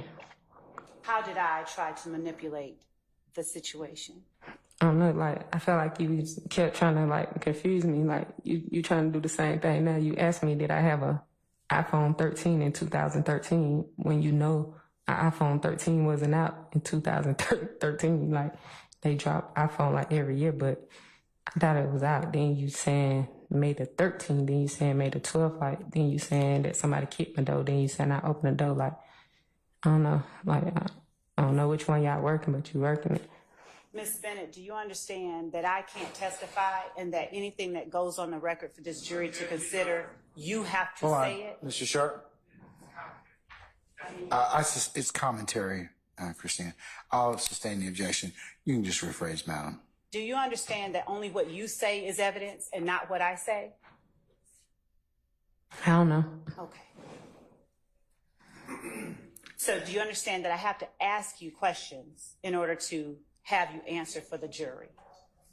I guess so. And when you said that I was manipulating the situation, what situation is it that you're talking about? I answered it. Would you answer it again, please, for the record? The one we talking about now? I need you to be clear for the record, please. Which situation? I don't know how to answer. Ms. Bennett, hold on 1 second. I'm going to overrule your objection. Madam, you can answer the question. I don't know how to answer what she want me to answer. Like, I'm thinking that I'm answering it, but probably not good enough to her extent, because I don't know. When I say situation, I don't know, like, because 1 minute you on this person, then you on that person, so I don't even know which situation got nothing to do with this situation. I don't know. All right. You know what I'm saying? Like, you confusing me. All right, let's be a little simpler. Did you just tell the jury that you felt I was trying to manipulate the situation? Yes. And what was the situation that you were speaking of?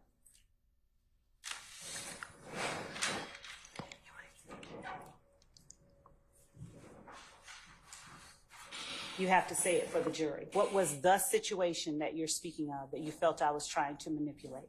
And that's what I'm saying. Like, I'm answering the same question you asking me over and again. Like, Ms. Bennett, Do you? I don't know, because you spoke to me like on a lot of situations. Like you was talking about Thug, then you started talking about my kid's dad, then you was telling me, asking about my mom, like, but I don't think all those things went together. Like, I don't think all of them mattered with each other. So I don't understand. Tell the jury what I talked to you about. I thought I just did that. What did I tell you, or what did I ask you about Thug? You asked me, did he do a lot of things to me? And like, you asked me, did he break in my house? Did he get this? Did he do that? Like, all the questions you just asked. Like, I can't remember all the questions you just asked. You ask them over, I can answer you. All right. And do you recall what your answer was? Yes. Okay. What was your answer to me when I first met you in the Wendy's parking lot? Yeah, you asked me, did I recall this person? And did he do these things to me? And I told you no. What did you tell me? What else did you tell me? Then we started talking about other situations. You was telling me about situations you had. And I think I started talking to you about my mama, which that's something I just told you. We ain't gonna do that here though. Okay. Did you tell me that you had blocked out large gaps of time? Yeah. Okay. Did I tell you that an officer had stated that? Your Honor, I'm going to object to that. I'm going to object to number one, testifying, and number two, hearsay. Your Honor, I'd ask that the court allow me to form a foundation for the question that will follow. I'll sustain the question at this point in time. Okay. You can, if you want to lay some more foundation, that's fine. Do you recall me talking to you about Thug, DK, and Thug's brother giving you back your items? They gave them back? I'm asking you a question. Do you recall me talking to you about that? I don't remember you saying that. Do you recall me talking to you about them calling and apologizing to you? No, I don't remember you saying that. You don't remember that? Mm-mm. What else, if anything, do you recall talking to me about the first time that we met that you're comfortable talking about to the jury? I repeat it because I just said it, but I repeat it again. When you talk to me about the situation with Thug. You asked me that I feel like he did any of those things, and I was like, no. And I know you did ask, was I scared of him? And I'm like, no, like I don't have a reason to be scared of anybody. And then you talked a little bit about yourself, and then we talked a little bit about the situation again. Like I said, you about to keep making me repeat myself about my mom, and I said I don't want to talk about that, and that's what we talked about. Is it your testimony that you said that Thug did not do these things, or that you did not recall the year? No, I told you he didn't do those things. Okay. And you asked me, did it happen in that year? And I told you I don't remember a lot within that year. Okay. Did I ask you where you lived in 2013?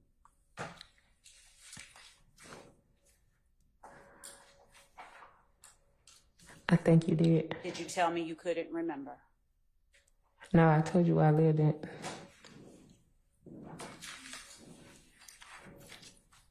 That's your recollection, that you told me where you lived. Is that what you're saying? Mm-hmm. Basis. I sustain the objection.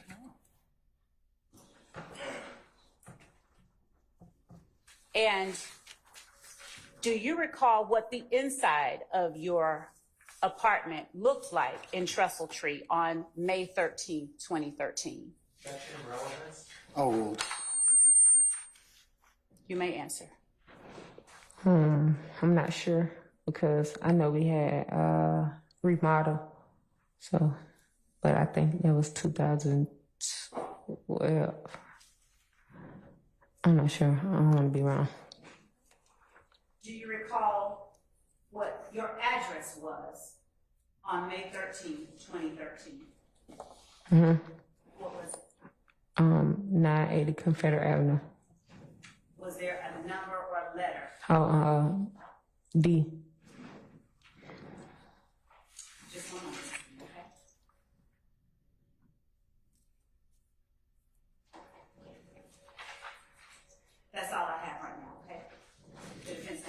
Cross.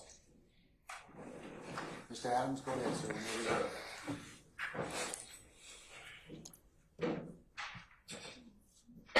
Ms. Bennett, good afternoon, ma'am. Good afternoon.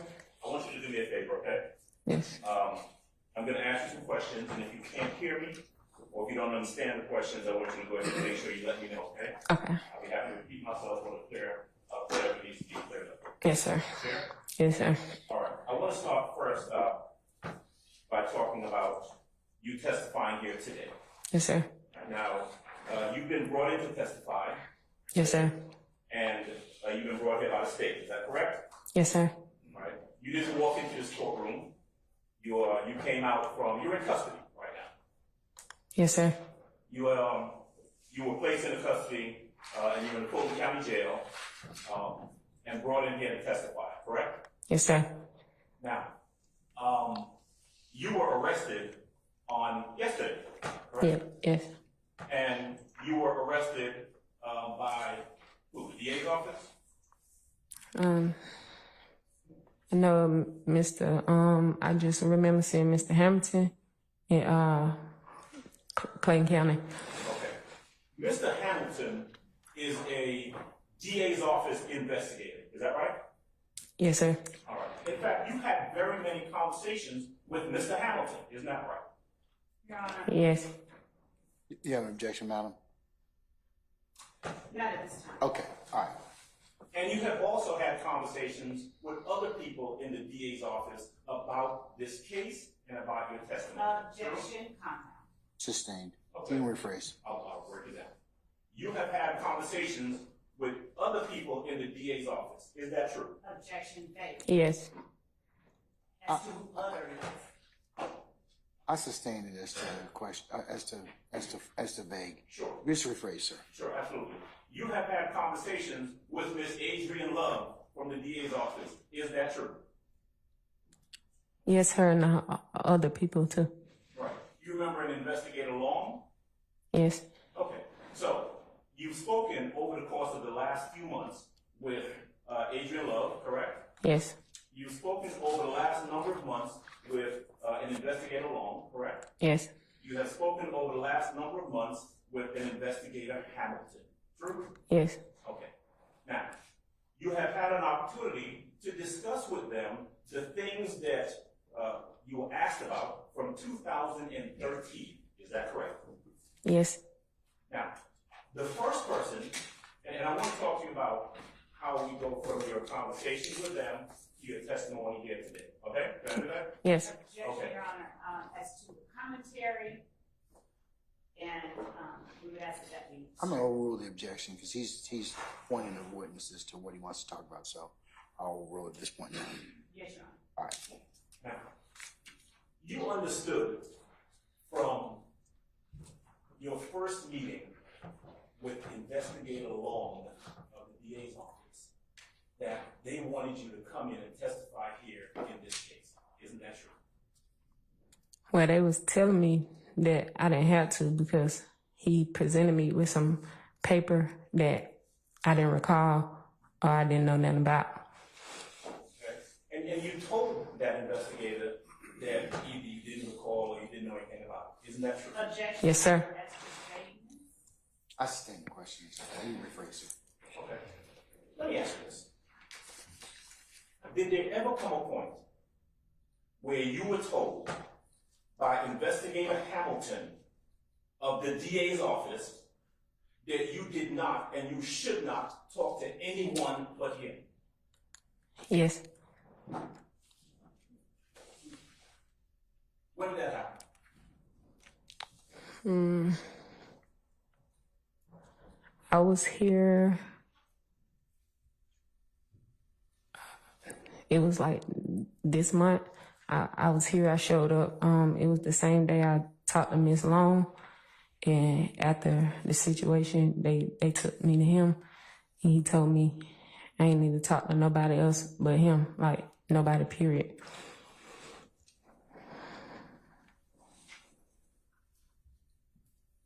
Mr. Adams, I hate to break you up at this point in time. I've had a bathroom request.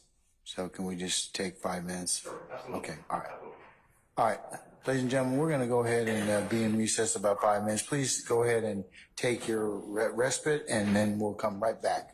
All rise for our jury. I'll try.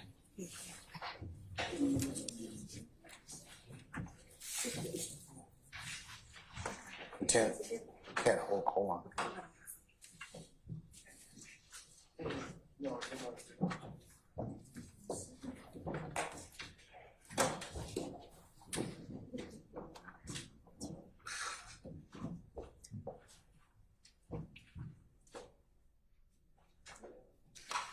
All right, ladies and gentlemen, our jury has left us. Okay. Lieutenant, you may be seated. The rest of you need to take a comfort break and do so at this point in time. Please make it as soon as possible. All right?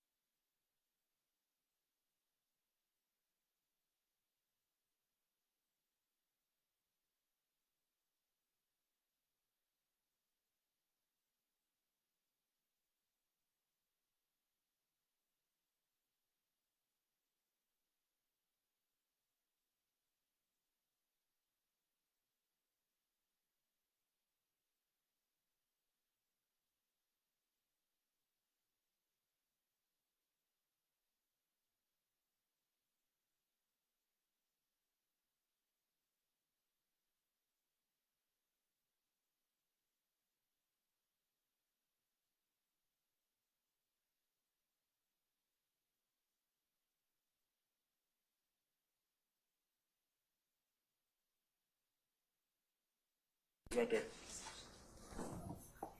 Everybody see? All right. Can we ask Ms. Bennett to return to the stand, please?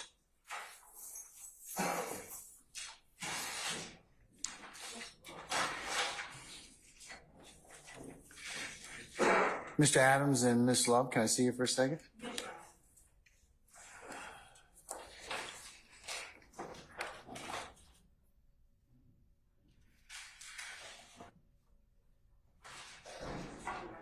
Wes, is this pertaining to the case? The bench conference?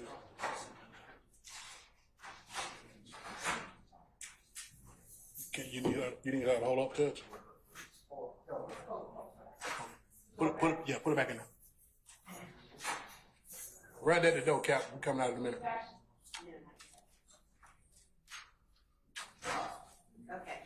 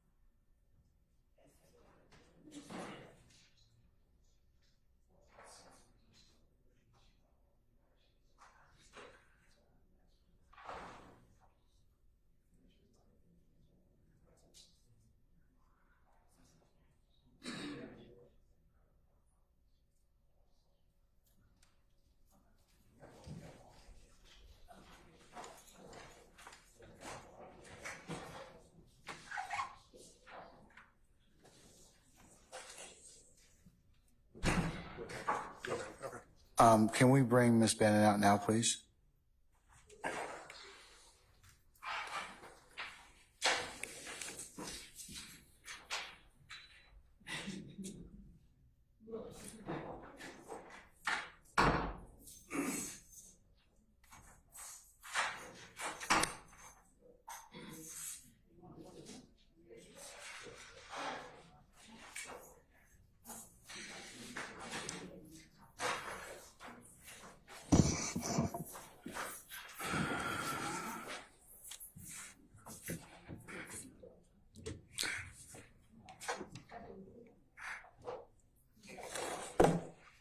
All right, Ms. Bennett, Yes. can I talk with you for just a minute? Yes. Okay, all right. It is highly likely that your testimony is not going to be complete today. So what I like to do is to ask you and see if we could propose something else to you. Ordinarily, with a type of confinement that you're under, once you satisfy the testimony, you're released, okay? I'd like to be able to release you now since you're going to need to come back tomorrow. But I'd like to predicate that on if the state found you another place to stay this evening with appropriate supervision, meaning it would not be somebody that is not a female or to that extent, would you be willing, would you come back tomorrow morning? I never had a problem with coming to court, sir. Well, here's the challenge, and I'm not going to argue with you about anything. That was the reason why I had to sign the warrant. Okay, it's because it was postured to the court in an affidavit that you were not going to come. And I'm not getting into any of that reason. I'm not debating that. All I'm trying to do is to just to in the interest of fairness, because I don't want to jail you. I don't know. No court likes to jail any witness, okay? But it's a tool that we have to ensure compliance with folks that are less than, they don't want to come. That's it. So what I'm trying to do is, if you're willing to do that alternate arrangement where I'd sign an order to release you, I'll release you to the state, and the state will bring you back tomorrow morning, okay? That's the deal. If you tell me, Judge, I'm okay with that, then I will sign the order to that effect. If you're not saying, well, you know, if you release me, you can, you know, blank, blank, blank, then probably I'm going to probably leave you where you are. No, if you release me, sir, I don't have a problem coming to court. It was a reason I didn't come to court. If you knew what was going on or what was happening with the state, you don't know why I wasn't here. And that's not for me to. And that's I ain't finna lie to you. Like, I ain't gonna feel safe with being with them. Well, you're going to be put up in probably a hotel is more than likely what will probably happen. Okay? Okay. That work for you? Anything that I need to do for you, sir, I'm right here. Okay, so you'll agree to that as opposed to 901 Wright Street? Yes, sir. Okay. All right. Then what I'll do is I'll sign an order to release you, okay? Yes, sir. Okay. And then you'll come back tomorrow morning. I'll need you to be here for 9 a.m. tomorrow morning. We'll resume your testimony. It is highly likely that you'll finish tomorrow, okay? Yes, sir. All right. Okay. Counsels, can we go ahead and just excuse her at this point in time? And we'll just tell the jury that we're recessing for the evening? Yes, Your Honor. The court will give us an opportunity to draft up. Yes. We have no objection, Judge, but if we would like to address the court about something else related to that, we have an opportunity. Does our witness need to be here for that or for, so we can excuse her? Okay. All right. Madam, I'm going to go ahead and excuse you and we'll work on getting the order. So you should be released this evening. Okay. Yes, sir. And then we'll see you tomorrow morning. Yes, sir. Okay. All right. Okay. Thank you. That's yours, I believe.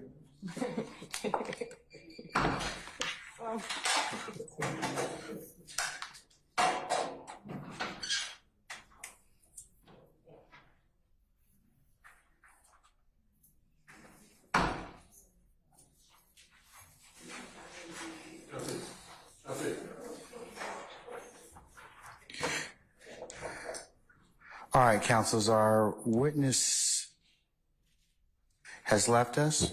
Mr. Adams, anything before I go ahead and bring our jurors in? Yes, just one moment, please. Okay. Actually, we can bring the jurors in and dismiss them, and then we can address the issue, so we won't hold the jurors up if that's okay. I don't want to take that long. I'd like to go home, so. Okay, all right.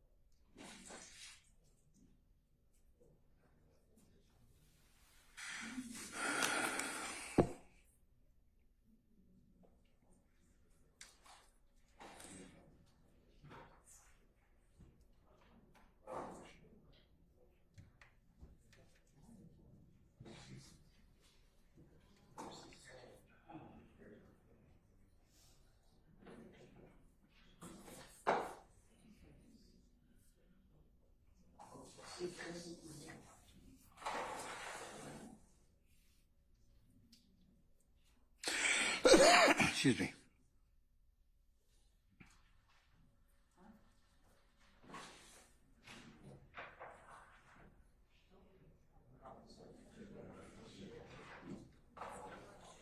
Yes, Judge. Okay, Mr. Adams. This probably,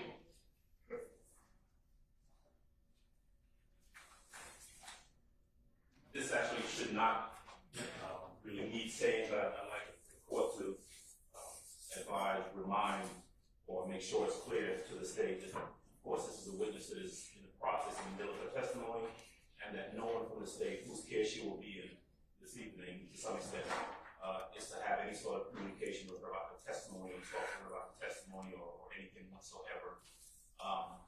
That's the first request. If the court is amenable to that, that may be the only request. All right.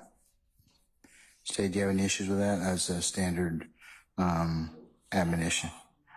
Okay, so, all right. All right. Second thing, actually the second. I think at the bench, I heard the prosecutor indicate that Ms. Bennett would be in the care of female investigator this evening in terms of making those arrangements. I heard that as well. Your Honor, I don't mean to interrupt Mr. Adams, pardon me, but Your Honor, I was just speaking with our chief investigator, and regarding,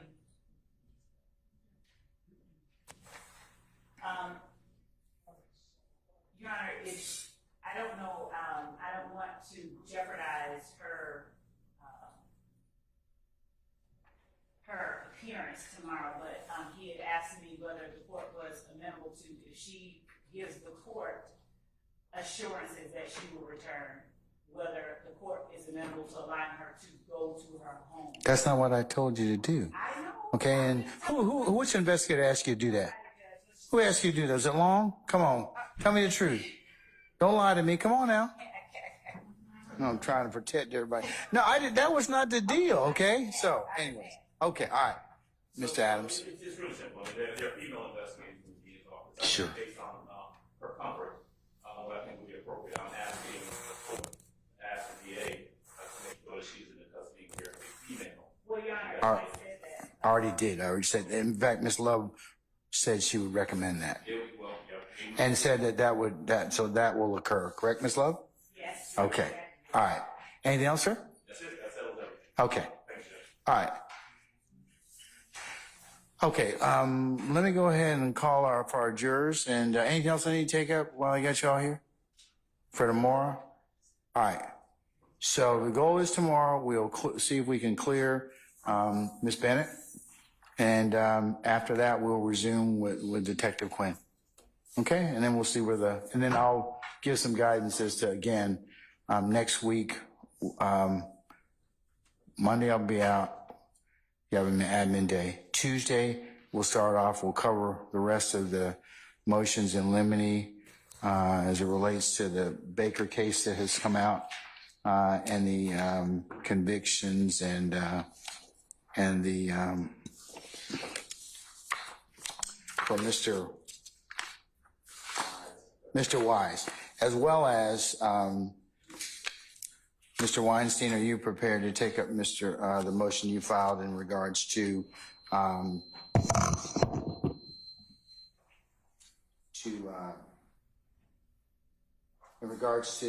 presentation of evidence and your supplemental motion?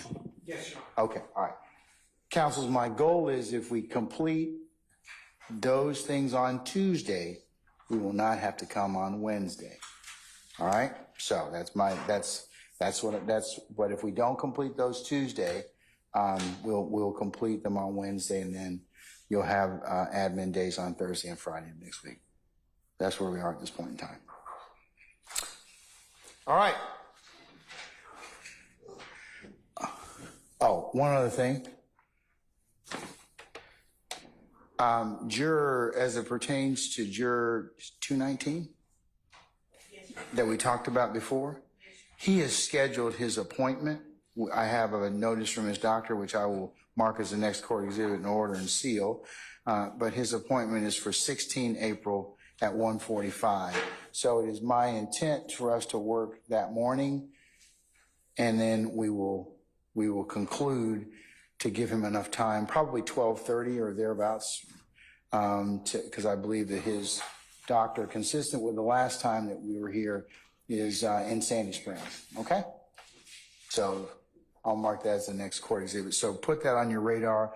The morning of the 16th, we will commence, and we'll probably stop around 12 or 12:30 to allow him to facilitate that doctor's appointment. Thank you, Ms. Weaver. All right, okay. Summon our jurors, please.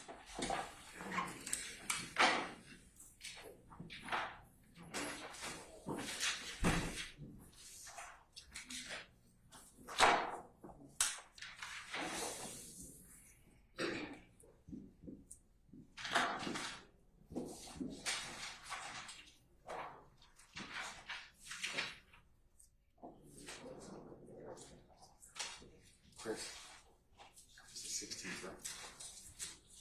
16th?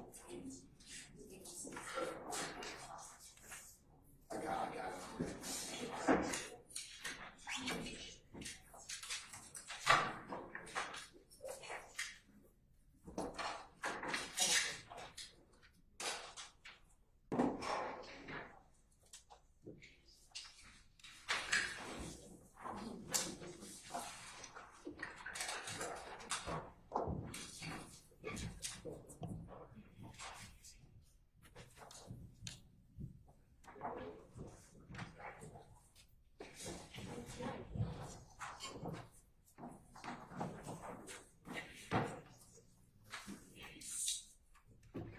All right, ladies and gentlemen, please be seated.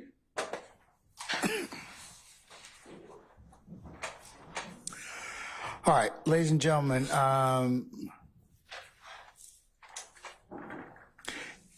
given that it's 5:45 and with the consultation of counsel and what I'd like to do is to recess us until tomorrow morning.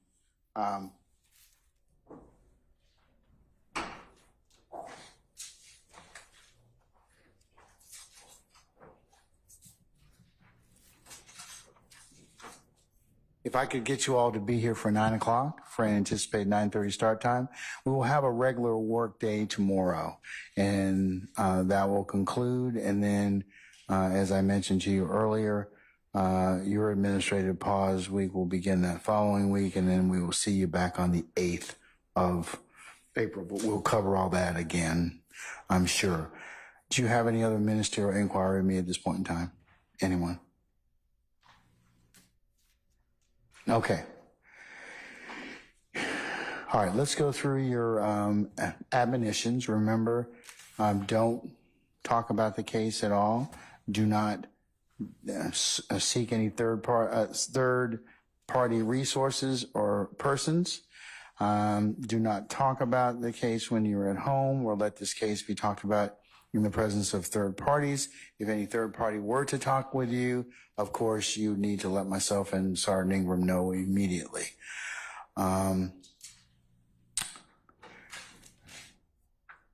Leave your notepads in the basket. And you are not to view anything about the news media about this case or any other blogs or other third-party sites as well. Ladies and gentlemen, and the last thing I'd tell you is, as I've told you and will continue to tell you, thank you for your patience and the attention and the grace that you've given us and will continue to give us. So unless you have any other ministerial inquiry with me, I will see you tomorrow morning. Juror 219, can you remain with us just a second? Okay? All right, ladies and gentlemen, I'll see you in the morning, okay? All rise.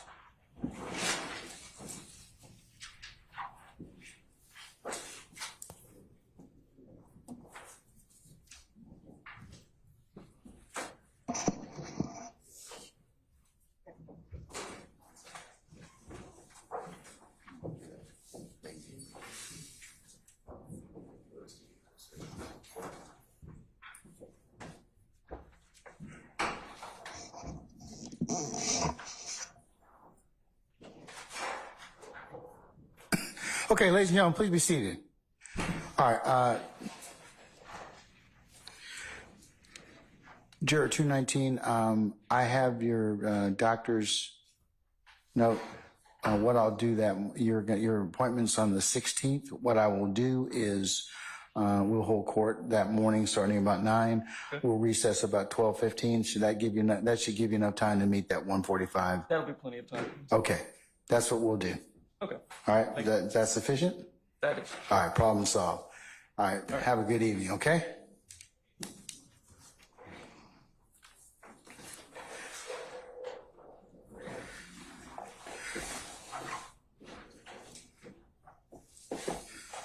All right, juror 219 has left us. Anything I need to take up with you all? If not, I'll see you all tomorrow morning, 9 o'clock for an anticipated 9:30 start time. Ms. Love, you owe me an order, and I'll remain to sign that, okay? We're in recess. I'll see you all in the morning. If you all could turn in your listening devices, please, that'd be great.